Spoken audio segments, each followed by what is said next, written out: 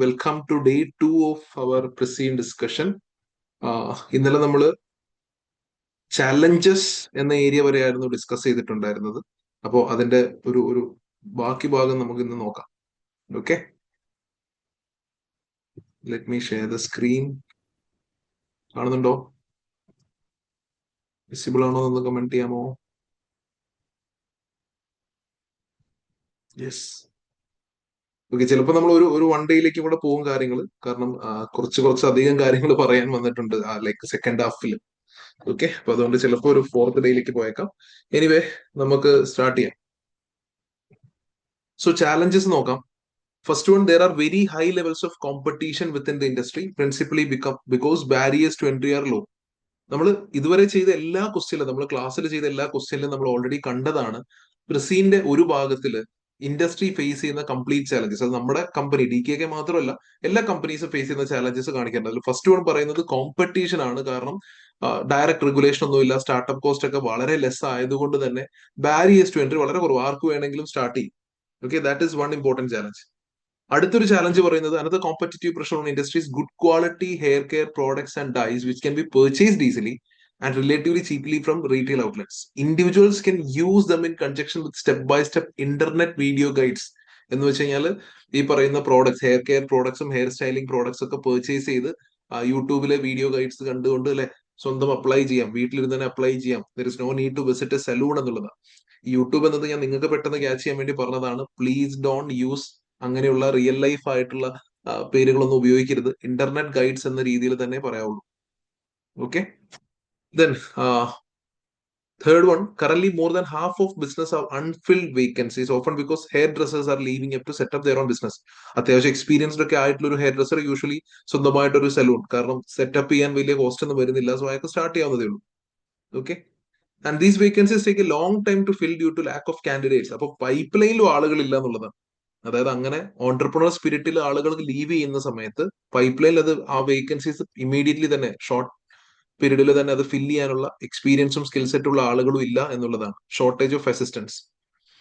Next one, 3/4 of salons still use paper systems to record appointments and hence client book appointments by phone or in person.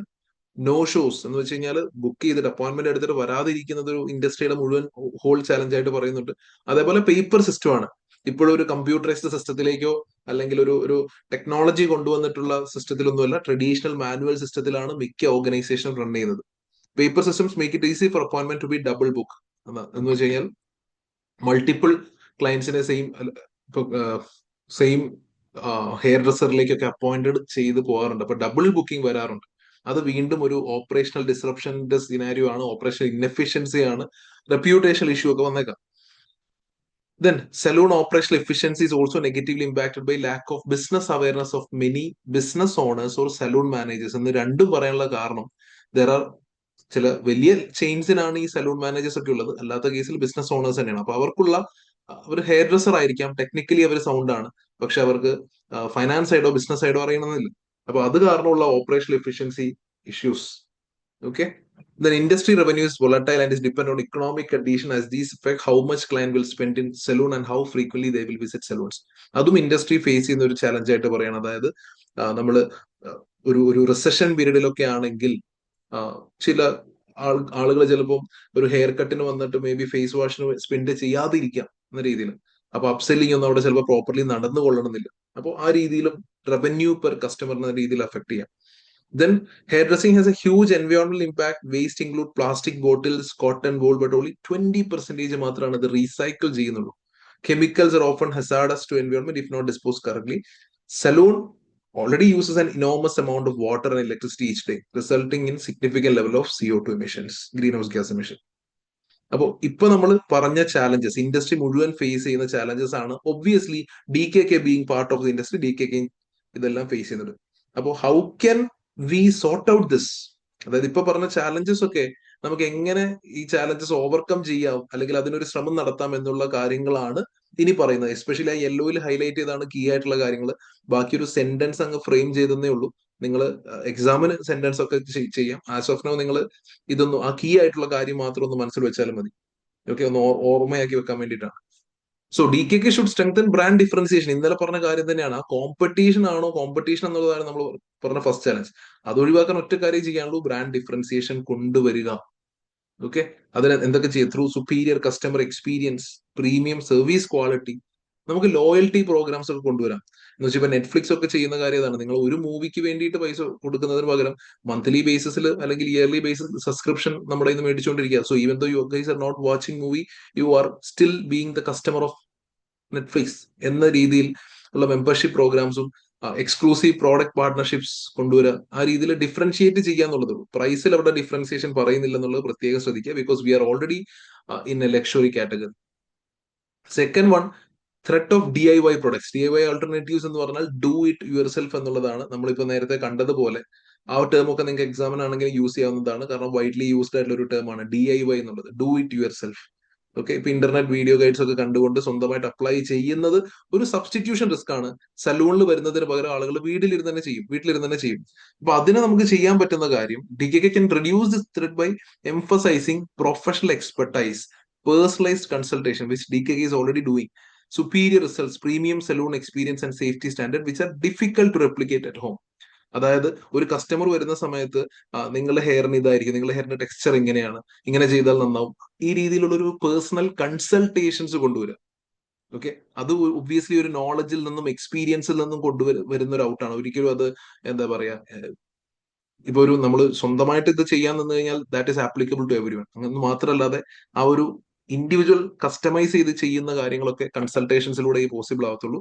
So അതിന്റെ importance കൂട്ടി കാണിക്കുക, കൂട്ടി present ചെയ്യുക എന്നുള്ളതൊക്കെയാണ് അവിടെ D I Y ആൾട്ടർനേറ്റീവ്സിന് പകരമായിട്ടുള്ളത്. തേർഡ് വൺ, സ്കിൽഡ് ലേബറിന്റെ ഷോർട്ടേജ് നമ്മൾ കണ്ടു.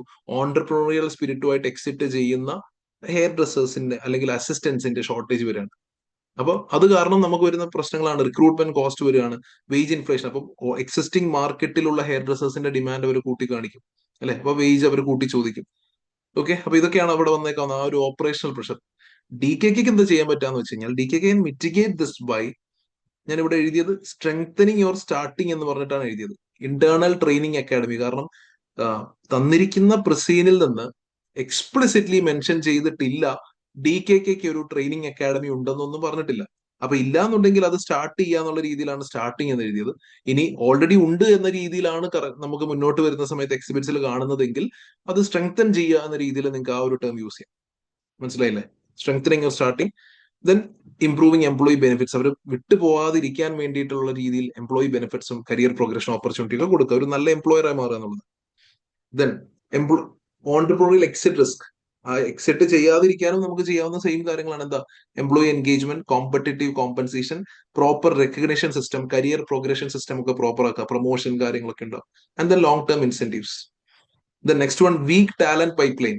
ഇപ്പൊ നമ്മൾ കണ്ടതാണ് ഈ അസിസ്റ്റൻസ് ഇല്ല എന്നുള്ളത്. നമ്മൾ ട്രെയിനിങ് അക്കാഡമിയുടെ കാര്യം പറഞ്ഞു. Plus apart from that, we can partner with colleges, offer internships, sponsoring qualifications, അതേപോലെ പ്രൊമോട്ടിംഗ് ഫ്ലെക്സിബിൾ കരിയർ പാത്വേസ്.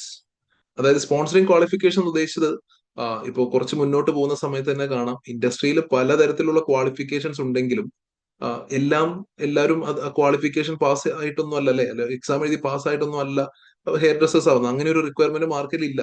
പക്ഷെ സ്റ്റിൽ ഇതിൽ ഡെവലപ്പ് ചെയ്യാനുള്ള ഒരുപാട് ക്വാളിഫിക്കേഷൻസും കാര്യങ്ങളും നമ്മുടെ ഇൻഡസ്ട്രി ബോഡി ആയിട്ട് പറയുന്ന ആ ഒരു ബോഡിയും ഓൾറെഡി കൊടുക്കുന്നുണ്ട്. Plus current D K employ ചെയ്യുന്നത് കുറച്ച് മുന്നോട്ട് പോയി കാണാം, നമ്മുടെ എല്ലാം ക്വാളിഫൈഡ് ആയിട്ടുള്ള ഹെയർ ഡ്രസ്സേഴ്സ് ആണ്. അപ്പൊ ആ ക്വാളിഫിക്കേഷൻ ഒക്കെ നമുക്ക് സ്പോൺസർ ചെയ്തുകൊണ്ടൊക്കെ ടാലന്റ് പൈപ്പ് ലൈൻ ഫുൾഫിൽ ചെയ്യും. Next one, operational inefficiency from manual system. ഇതിൽ ഈ തന്നെയും പിന്നെ പറഞ്ഞ കാര്യങ്ങൾ തന്നെയാണ് ഒരുപാട് വരുന്നത്. Okay, operational inefficiency from manual system നമ്മളിപ്പോ കണ്ടു. അഡ്മിനിസ്ട്രേറ്റീവ് ഇൻഎഫിഷ്യൻസീസ് ഒരുപാട് വരാം. പേപ്പർ ബേസ്ഡ് ആണ് സിസ്റ്റം, അതുകൊണ്ട് തന്നെ ഹ്യൂമൻസ് മാനുവലി ചെയ്യുന്ന സമയത്ത് എറർ റേറ്റ്സ് കൂടുതലായിരിക്കും. ഓക്കെ, ഡബിൾ ബുക്കിംഗ് വരാവുന്ന സിനാരിയോ ഒക്കെ പറഞ്ഞു. ഇതിനൊക്കെ സൊല്യൂഷൻ ആയിട്ട് ഒരു ഇന്റഗ്രേറ്റഡ് സലൂൺ മാനേജ്മെന്റ് സിസ്റ്റം കൊണ്ടുവരാം. ഓക്കെ, എക്സാമിന് ഞാൻ പ്രതീക്ഷിക്കുന്ന അല്ലെങ്കിൽ ഇത്രയധികം സിനാരിയോകൾ ഉള്ളത് കൊണ്ട് കണ്ടേക്കാവുന്ന ഒരു ഡിജിറ്റൽ ട്രാൻസ്ഫോർമേഷനെ ബേസ് ചെയ്തൊരു ക്വസ്റ്റ്യൻ ഉണ്ടാവാം. ലൈക്ക് ഒരു integrated salon management system D K കെയിൽ ഇംപ്ലിമെന്റ് ചെയ്യാൻ പോവാണ്. അല്ലെങ്കിൽ നമുക്കത് സിംപ്ലിഫൈ ചെയ്ത് നമ്മൾ പറഞ്ഞ പോലെ ഈ ഒരു ERP ഇംപ്ലിമെന്റ് ചെയ്യുന്ന സിനാരിയോസ് ഒക്കെ എക്സാമിന് ചിലപ്പോൾ വന്നേക്കാം. ഓക്കെ, കാരണം അതിനനുസരിച്ച് പൊട്ടൻഷ്യൽ ഉള്ള ഒരുപാട് ഏരിയാസ് വീണ്ടും ഡിസ്കസ്ഡ് ആകുന്നുണ്ട്. Then no show reduces capacity utilisation. ഒരു ഹെയർ ഡ്രസ്സറുടെ സമയം അല്ലെ അപ്പോയിന്റ്മെന്റ് എടുക്കുന്ന സമയത്ത് അയാളെ അതിലേക്ക് അലോക്കേറ്റ് ചെയ്യണം. അതിനുശേഷം ക്ലയന്റ് വന്നിട്ടില്ല എന്നുണ്ടെങ്കിൽ ഇയാളുടെ കപ്പാസിറ്റി അൺയൂസ്ഡ് ആണ്. ഓക്കെ, അപ്പൊ അത് ഇങ്ങനെയുള്ള സംഗതികൾ ഈ നോ ഷോ കുറയ്ക്കാൻ വേണ്ടിയിട്ട് നമുക്ക് ചെയ്യാവുന്ന കാര്യങ്ങളാണ് ഓട്ടോമേറ്റഡ് റിമൈൻഡേഴ്സ് സെറ്റ് ചെയ്യുക. എന്ന് വെച്ചാൽ ക്ലയന്റിന് റിമൈൻഡർ കൊടുക്കുക, ബുക്കിംഗ് ഡെപ്പോസിറ്റ് ബുക്ക് ചെയ്യുന്ന സമയത്ത് തന്നെ കുറച്ചൊരു അഡ്വാൻസ് എമൗണ്ട് മേടിക്കുക, ക്യാൻസലേഷൻ പോളിസീസ് ഒക്കെ അത്രയും സ്ട്രോങ് ആക്കുക, നോ റീഫണ്ട് അല്ലെങ്കിൽ നോ എന്താ പറയാ ബുക്കിംഗ് ഡെപ്പോസിറ്റിന്റെ റീഫണ്ട്സ് ഇല്ല എന്ന രീതിയിലാക്കുക, ലോയൽറ്റി ഇൻസെന്റീവ്സ് കൊണ്ടുവരിക, അതായത് നിങ്ങൾ വീണ്ടും വീണ്ടും വരുന്നതിനനുസരിച്ച് അല്ലെ ഒരു പോയിന്റ് ബേസ്ഡ് സിസ്റ്റം കാര്യങ്ങളൊക്കെ കൊണ്ടുവരിക. അപ്പോൾ ഇതൊക്കെയാണ് നമുക്ക് അവിടെ ചെയ്യാൻ പോസിബിൾ ആയിട്ടുള്ള കാര്യങ്ങൾ. Next one, lack of business management capability. പല ബിസിനസ് ഓണേഴ്സിനോ സലൂൺ മാനേജേഴ്സിനോ എന്ത് പറയുന്നില്ല. നമ്മുടെ കേസിൽ DKKയുടെ കേസിൽ സലൂൺ മാനേജേഴ്സ് ആണ്. സലൂൺ മാനേജറെ സംബന്ധിച്ച് ടെക്നിക്കലി സൗണ്ട് ആണെങ്കിലും അവർക്ക് എന്തില്ല, ലീഡർഷിപ്പ് അല്ലെങ്കിൽ ബിസിനസ് പെർസ്പെക്ടീവിലുള്ള കാര്യങ്ങളില്ല. So we can provide them with management training, leadership development programme, financial literacy training, KPI based performance monitoring, അല്ലെങ്കിൽ എന്താണ് ഈ നമ്പേഴ്സ് എന്താണ് എക്സ്പ്ലെയിൻ ചെയ്യുന്നത് എന്നുള്ള കാര്യങ്ങളെ പറ്റി ചെറിയ ബേസിക് ട്രെയിനിങ്സും കാര്യങ്ങളൊക്കെ അവർക്ക് കൊടുക്കാം. റവന്യൂ വോട്ടലിറ്റിക്ക് നമ്മൾ നേരത്തെ പറഞ്ഞ ആ ഒരു ഡ്യൂറിങ് ഇക്കണോമിക് ഡൗൺ ടേൺസ് എന്നുള്ളത്, we can diversify into premium retail products, loyalty programmes, recurring membership programme. ഇതിൽ എന്താ ചെയ്യാം, ഇപ്പം ഒരു നെറ്റ്ഫ്ലിക്സിലൊക്കെ നമ്മൾ സബ്സ്ക്രിപ്ഷൻ എടുത്തു കഴിഞ്ഞാൽ ഒരു ഇക്കണോമിക് ഡൗൺ ടേൺ വന്നു, ഇപ്പൊ കറന്റ് നമ്മൾ ഒരു ഇക്കണോമിക് ഡൗൺ ടേണിലാണ് എന്ന് വിചാരിച്ച് നമ്മളത് ക്യാൻസൽ ചെയ്യാനൊന്നും ഓർക്കണം എന്ന് പോലും ഇല്ല. നമ്മുടെ സബ്സ്ക്രിപ്ഷൻ ഒക്കെ ഇങ്ങനെ റെക്കറിംഗ് ആയിട്ട് വന്നുകൊണ്ടിരിക്കുകയാണ്. ആൻഡ് ടാർഗറ്റിംഗ് അഫ്ലുവന്റ് കസ്റ്റമേഴ്സ് ഉണ്ടായി. അഫ്ലുവന്റ് എന്ന് പറഞ്ഞാൽ വളരെ റിച്ച് ആയിട്ടുള്ള വെൽത്തി പീപ്പിളിനാണ് അഫ്ലുവന്റ് എന്ന ടേം നമ്മൾ യൂസ് ചെയ്യുക. റിച്ച് എന്ന ടേം യൂസ് ചെയ്യുന്നതിനേക്കാളും എക്സാമിന് എപ്പോഴും യൂസ് ചെയ്യുന്നത് ബിസിനസ് പെർസ്പെക്ടീവിൽ അഫ്ലുവന്റ് എന്ന ടേമാണ്. അപ്പൊ അഫ്ലുവന്റ് കസ്റ്റമർ സെഗ്മെന്റിനെ ഫോക്കസ് ചെയ്യുക. ദെൻ എൻവയോൺമെന്റൽ സസ്റ്റൈനബിലിറ്റി പ്രഷറിന്റെ കാര്യം പറഞ്ഞിട്ടുണ്ടായിരുന്നു. What DKK can do is 20% recycle ചെയ്യാൻ പറ്റുന്നുള്ളൂ, ബാക്കി 80% വേസ്റ്റ് ആയിട്ട് വരികയാണ്. So we can adopt eco-friendly products, improve waste recycling, reduce water and energy consumption, and implement sustainable practices എന്നുള്ളത്. അത് എന്ത് വേണമെങ്കിലും ആവാം. Okay, next into innovation and developments. ഒരുപാട് എൻവയോൺമെന്റൽ കോൺഷ്യസ് ക്ലയൻസ് ഇപ്പൊ വന്നുകൊണ്ടേയിരിക്കുകയാണ്. നമ്മുടെ ഇവിടേക്കൊന്നും അങ്ങനെ വന്നിട്ടില്ല, പക്ഷെ ദർ ആർ മെനി കസ്റ്റമേഴ്സ് അല്ലെ ഹു ആർ എക്കോ കോൺഷ്യസ് എന്ന് പറയാം. ഓക്കെ, അപ്പോ അവര് സസ്റ്റൈനബിൾ ഹെയർ കെയർ ബ്രാൻഡ്സ് ഉപയോഗിക്കുന്നുള്ളൂ എന്ന രീതിയിലൊക്കെ. Technology is also revolutionising the industry. Online booking system remove the risk of double bookings. അപ്പോൾ ഈ ഇൻഡസ്ട്രിയിൽ ഓൺലൈൻ ബുക്കിംഗ് സിസ്റ്റം ഒക്കെ വന്നു തുടങ്ങിയിട്ടുണ്ട്. അപ്പൊ ഇനി നമ്മളത് DKK അത് അഡോപ്റ്റ് ചെയ്യുന്നുണ്ടോ ഇല്ല എന്നുള്ളതാണ്. What they can do is they can send SMS reminders to client, reducing the likelihood of no shows. Second one, specialise salon management software. ഇതിൽ ഇൻവെന്ററി മാനേജ്മെന്റ് അടക്കം. ഇൻവെന്ററി മാനേജ്മെന്റ് എന്ന് പറയുമ്പോൾ നമ്മൾ ഒരുപാട് ഹെയർ കെയർ പ്രോഡക്ട്സ് ഒക്കെ നമ്മുടെ ഇൻവെന്ററിയിൽ ഇങ്ങനെ ഷോപ്സിൽ display ഒക്കെ ആയിട്ട് വെച്ചിട്ടുണ്ടല്ലോ. അതിൽ എത്ര എണ്ണം ഉണ്ട്, എത്ര എണ്ണം കഴിഞ്ഞു, ഇനി എപ്പോഴാണ് അടുത്ത ഓർഡർ, റീഓർഡർ ചെയ്യേണ്ടത് എപ്പോഴാണ്, അങ്ങനെയുള്ള കംപ്ലീറ്റ് ഇൻഫർമേഷൻ നമുക്ക് അപ് ടു ഡേറ്റ് ആയിട്ട് റിയൽ ടൈമിൽ തരുന്ന inventory management system software incorporate ചെയ്യുക എന്നുള്ളതാണ്. Okay, third one, augmented reality applications. ഇതൊക്കെ നിങ്ങളിപ്പോ മേ ബി സോഷ്യൽ മീഡിയയിലൊക്കെ തന്നെ കണ്ടിട്ടുണ്ടാവും. Realistic previews of hairstyle before committing to a specific look. അല്ല, ഇത് ചെയ്ത് കഴിഞ്ഞാൽ എങ്ങനെ എന്നെ ഇരിക്കും, അല്ലെ എന്ത് സ്റ്റൈലിലായിരിക്കും ഞാൻ ഇരിക്കുന്നുണ്ടാവുക എന്നുള്ളത് മുൻകൂട്ടി കാണിച്ചു തരുന്ന AR applications. Then social media solutions and online loyalty programmes which are design to incentivise repeat business. ഈ എസ്പെഷ്യലി ഹെയർ ഡ്രസ്സിംഗ് സലൂണിൽ റിപ്പീറ്റ് ബിസിനസ് വളരെ ഇമ്പോർട്ടന്റ് ആയിട്ടുള്ള ഒരു സംഗതിയാണ്. ഓക്കെ, നമ്മളത് എക്സിസ്റ്റിംഗ് കസ്റ്റമേഴ്സിനെ റീറ്റെയിൻ ചെയ്യാന്നുള്ളത് ഒരു സക്സസ് കേപ്പ് ചെയ്യാണ്. ദെൻ അപ്പോൾ ഇപ്പൊ പറഞ്ഞ കാര്യങ്ങൾ വളരെ എന്താ പറയാ, നമ്മൾ ഓൾറെഡി പറഞ്ഞു കഴിഞ്ഞ കാര്യങ്ങൾ തന്നെയാണ്. സ്റ്റിൽ അതേ കാര്യങ്ങൾ ഒന്നുകൂടെ ടേംസ് ഒക്കെ കുറച്ചും കൂടെ പോളിഷ്ഡ് ആയിട്ട് നിങ്ങൾക്ക് എഴുതാൻ പറ്റുന്ന രീതിയിൽ കൊണ്ടുവന്നതാണ് ഓൺലൈൻ ബുക്കിംഗ്. കാരണം നമുക്ക് എന്താ ചെയ്യാൻ പറ്റും, ഇംപ്രൂവ് ഓപ്പറേഷണൽ എഫിഷ്യൻസി, ഇങ്ങനെയുള്ള ടേംസ് ആൻസറിലേക്ക് കൊണ്ടുവരാം. ഓക്കെ, അതേപോലെ ഇവിടെ ആണെങ്കിലും വി ക്യാൻ സ്ട്രെങ്തൻ ഈ സസ്റ്റൈനബിൾ പ്രാക്ടീസ് ചെയ്യുന്ന സമയത്ത് ഓൾറെഡി നമ്മൾ പ്രീമിയം ബ്രാൻഡ് ആണെന്ന് അവകാശപ്പെട്ട് നിൽക്കുമ്പോൾ we can improvise that brand image, we can strengthen that brand image. Okay, and third one, ഇങ്ങനെ ഒരു ERP, സലൂൺ മാനേജ്മെന്റ് സോഫ്റ്റ്വെയർ അല്ലെങ്കിൽ ഒരു ERP, ഇത് ഞാൻ എക്സാമിന് എക്സ്പെക്ട് ചെയ്യുന്ന ഒരു ഏരിയ കൂടിയാണ്. കാരണം ടെക്നോളജി സൈഡിൽ AI വരിക, ഡാറ്റ അനലിറ്റിക്സ് വരിക എന്നതിനേക്കാളും ഒരുപക്ഷെ ERP ഇംപ്ലിമെന്റേഷൻ സൈഡ് ആയിരിക്കാൻ ചോദിക്കുന്നുണ്ടാവുക. എന്നിട്ട് അതിൽ ഡേറ്റ അനലിറ്റിക്സ് അപ്ലിക്കേഷൻ ഒക്കെ കൂടെ ചേർന്നിട്ടായിരിക്കും ചോദിക്കുന്നുണ്ടാവുക. Okay, customer data becoming a strategic assets. നമ്മൾ ഓൾറെഡി പേപ്പർ ബേസ്ഡ് ആയിട്ട് ഡാറ്റ കളക്ട് ചെയ്യുന്നുണ്ട്. ആ പേപ്പർ ബേസ്ഡ് ആയിട്ടുള്ള ഡാറ്റ സിസ്റ്റം ബേസ്ഡ് ആകുമ്പോഴേക്കും അപ്പോയിന്റ്മെന്റ് ഫ്രീക്വൻസി, ഇവരുടെ ഓരോ കസ്റ്റമറും ആഗ്രഹിക്കുന്ന പ്രോഡക്റ്റ് എന്താണ്, ഇവർ ഇതിനു മുന്നേ മേടിച്ച പ്രോഡക്റ്റ് എന്താണ്, നമ്മൾ ക്ലാസ്സിൽ ഡാറ്റ അനലിറ്റിക്സിനെ പറ്റിയൊക്കെ വിശദമായിട്ട് പറഞ്ഞിട്ടുണ്ടായിരുന്നു, ഒരുപാട് എക്സാമ്പിൾസ് ഒക്കെ വെച്ചിട്ട്. Okay, spending patterns. അപ്പോൾ ഇങ്ങനെയൊക്കെ ചെയ്യുന്നത് വഴി വി ക്യാൻ പേഴ്സണലൈസ്ഡ് മാർക്കറ്റിംഗ്. ഇപ്പോൾ ക്ലയന്റിന് ഒരു റിമൈൻഡർ ആയിട്ട് നിങ്ങൾ അപ്പോയിന്റ്മെന്റ് എടുത്തിട്ടുണ്ട് വരണം എന്ന് പറഞ്ഞ് മെസ്സേജ് അയക്കുന്നു എന്ന് പറയുന്നത് പോലെ തന്നെയാണ് പേഴ്സണലൈസ്ഡ് മാർക്കറ്റിംഗ്. നമ്മളൊരു പ്രോഡക്റ്റ് മേടിച്ചിട്ടുണ്ടെങ്കിൽ അത് ഉപയോഗിച്ച് തീരേണ്ട സമയം ആകുമ്പോഴേക്കും ഓട്ടോമാറ്റിക്കലി നമുക്ക് അതിന്റെ അടുത്തൊരു അഡ്വർടൈസ്മെന്റ് വിടുന്ന രീതി. ഓക്കെ, ദെൻ എയർ ഓൾസോ ഏതാ ഓഗ്മെന്റഡ് റിയാലിറ്റി വരുന്ന സമയത്തും പ്രീമിയം പൊസിഷനിങ് കാണിച്ചു കൊടുക്കാൻ ബ്രാൻഡ് ഇമേജ് കൂട്ടാവുന്ന ഒരു കാര്യമാണ്. സോഷ്യൽ മീഡിയയുടെ കേസിൽ stronger digital visibility obviously competitive advantage ഉണ്ടാക്കി തരുന്ന ഒരു കാര്യമാണ്. ഹൗവർ ഗോയിങ് ഫോർവേഡ് നമുക്ക് കാണാം DK വളരെ മോശമാണ് സോഷ്യൽ മീഡിയ വിസിബിലിറ്റിയുടെ കാര്യത്തിലൊക്കെ. കറന്റ് വളരെ മോശമായിട്ടാണ് അവർ ചെയ്യുന്നത്. ടെക്നോളജി വളരെ ബാക്കിലായിട്ട് നിൽക്കുന്ന ഒരു ഓർഗനൈസേഷൻ ആയിട്ടാണ് DKനെ കറന്റ് പ്രസീനിൽ പ്രസന്റ് ചെയ്തിട്ടുള്ളത്. ഓക്കെ, ഇനി loyalty programmes support customer retention. എങ്ങനെയാണ് ലോയൽറ്റി പ്രോഗ്രാംസ് ഒക്കെ കൊണ്ടുവരുന്നത് വഴി കസ്റ്റമർ ലൈഫ് ടൈം വാല്യൂ എന്ന് പറഞ്ഞിട്ടുള്ള ഒരു KPI ഉണ്ട്. നമ്മുടെ ഇപ്പൊ തന്നിരിക്കുന്ന KPIസിൽ അത് മെൻഷൻഡ് ആയിട്ടില്ല, പക്ഷെ സ്റ്റിൽ എല്ലാ സർവീസ് ഇൻഡസ്ട്രി നോക്കുന്ന ഒരു കാര്യമാണ് കസ്റ്റമർ ലൈഫ് ടൈം വാല്യൂ എന്ന് വെച്ച് കഴിഞ്ഞാൽ അല്ലെ ആ ഒരു ലൈഫ് ടൈമിൽ എത്രത്തോളം എമൗണ്ട് കസ്റ്റമർ ബിസിനസ്സിലേക്ക് സ്പെൻഡ് ചെയ്യുന്നുണ്ടെന്നുള്ളതാണ്. അപ്പോൾ ഒരു തവണ വന്നു പോയി കഴിഞ്ഞാൽ we need repeat customers, we need repeat visit from customers. Okay, then digital transformation. ഇപ്പൊ ഞാൻ നേരത്തെ പറഞ്ഞ പോലെ ഒരു സലൂൺ മാനേജ്മെന്റ് സോഫ്റ്റ്വെയർ ഒക്കെ കൊണ്ടുവരണമെങ്കിൽ, അല്ലെങ്കിൽ ഒരു ERP കൊണ്ടുവരണമെങ്കിലോ ഈ പറയുന്ന ഓൺലൈൻ ബുക്കിംഗ് സിസ്റ്റംസ് ഒക്കെ കൊണ്ടുവരണമെങ്കിൽ ഡെഫിനറ്റ്ലി ഇറ്റ് റിക്വയർസ് ഇൻവെസ്റ്റ്മെന്റ്. അങ്ങനെ ഇൻവെസ്റ്റ്മെന്റ് ഒക്കെ വന്ന് കൊണ്ടുവരികയാണ്. ഇൻവെസ്റ്റ്മെന്റ് എന്തിനൊക്കെയാണ്? സിസ്റ്റംസ് കൊണ്ടുവരാനും സ്റ്റാഫിന് ട്രെയിനിങ് കൊടുക്കാൻ, മെയിൻ്റനൻസും എസെൻഷ്യൽ ആയിട്ടുള്ള ഇന്റേണൽ കൺട്രോൾ സിസ്റ്റവും സൈബർ സെക്യൂരിറ്റി മെഷേഴ്സും ടേക്കപ്പ് ചെയ്യുന്നതിനൊക്കെയാണ് ഡെഫിനറ്റ്ലി ഇൻവെസ്റ്റ്മെന്റ് വേണ്ടി വരും. വൺസ് അങ്ങനെ ഇൻവെസ്റ്റ്മെന്റ് വന്നു കഴിഞ്ഞാലും അല്ലെ ടെക്നോളജി എവിടെ വരുന്നു അവിടെ പിന്നെ എന്ത് വരികയാണ്? സൈബർ അറ്റാക്കും ഡാറ്റ ബ്രീച്ചും വരികയാണ്. അതും നമ്മൾ ക്വസ്റ്റ്യൻസിലൊക്കെ തന്നെ കണ്ടത്. Coming into KPIs. 4 KPIs ആണ് എക്സാമിനർ പ്രിസീനിൽ പറഞ്ഞു വെക്കുന്നത്.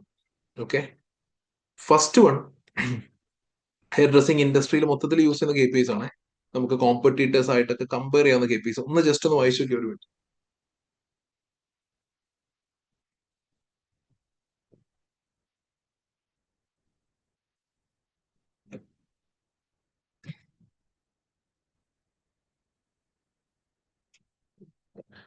So first one appointment booking rate.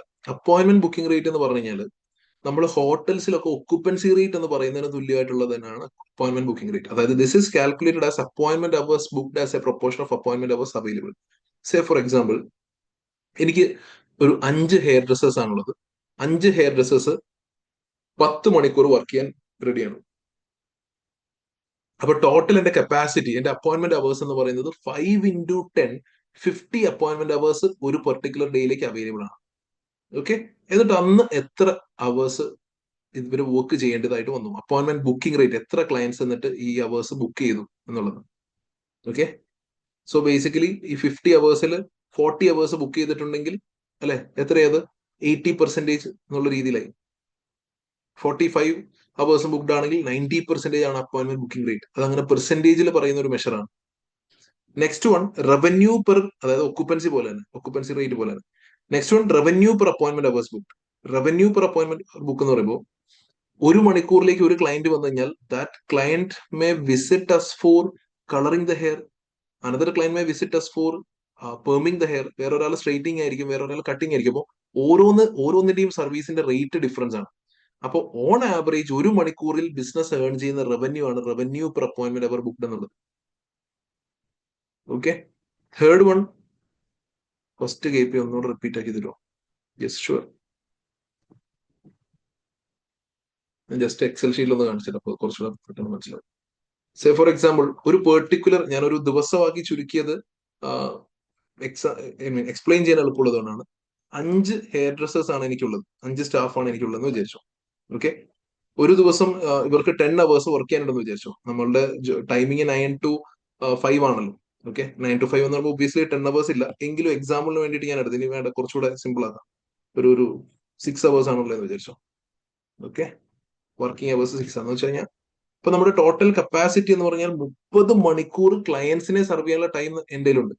ഒരു ദിവസം ഒരാൾക്ക് തന്നെ 6 മണിക്കൂർ സർവ് ചെയ്യാൻ പറ്റും. അപ്പൊ 5 പേരുള്ളപ്പോൾ 5 × 6 30 അവേഴ്സ് ആണ് നമ്മുടെ ടോട്ടൽ അപ്പോയിന്റ്മെന്റ് അവേഴ്സിന്റെ capacity. So out of this 30 hours, okay, may be 20 മണിക്കൂർ പല ക്ലയൻസ് വന്ന് വർക്ക് ചെയ്തിട്ടുണ്ട്. 20 മണിക്കൂർ പല ക്ലയൻസ് എന്ന് പറയുമ്പോൾ നമുക്ക് 4 സ്റ്റാഫ്, 5 സ്റ്റാഫാണ് ഉള്ളത് അല്ലെ, ഓരോ സ്റ്റാഫിനും 6 മണിക്കൂർ വെച്ച് കപ്പാസിറ്റി ഉണ്ട്. 10 മണിക്കൂർ അപ്പോഴും ഫ്രീ ആണ്, അവരുടെ കപ്പാസിറ്റി എപ്പോഴും അൺയൂട്ടിലൈസ്ഡ് ആയിട്ടാണ് നിൽക്കുന്നത്. But still appointment booking rate എന്ന് പറയുമ്പോൾ അപ്പൊ എങ്ങനെ കാൽക്കുലേറ്റ് ചെയ്യും? 20/30 എന്നുള്ളതാണ്. എത്ര വന്നു? 20/30 ചെയ്ത് കഴിഞ്ഞാൽ എത്ര വന്ന്? 66% ആണ് നമ്മുടെ അപ്പോയിന്റ്മെന്റ് ബുക്കിംഗ് റേറ്റ്. എന്ന് വെച്ച് കഴിഞ്ഞാൽ out of the total hours available, അവരുടെ 66%ഉം നമ്മുടെ സ്റ്റാഫ് ഒക്കുപ്പൈഡ് ആണ്, അപ്പോയിന്റ്മെന്റ്സ് വന്നിട്ടുണ്ട് എന്നുള്ളതാണ് അപ്പോയിന്റ്മെന്റ് ബുക്കിംഗ് റേറ്റ്. ക്ലിയർ ആണോ? നമ്മുടെ ഒക്കുപ്പൻസി റേറ്റ് ഒക്കെ പോലെ നമ്മൾ ലെവലിലൊക്കെ ചെയ്തല്ലേ, ലെവൽ ഹോട്ടലിൽ ചെയ്തല്ലേ. ഓക്കെ, ക്ലിയർ അല്ലേ? ഓക്കെ, ശരി.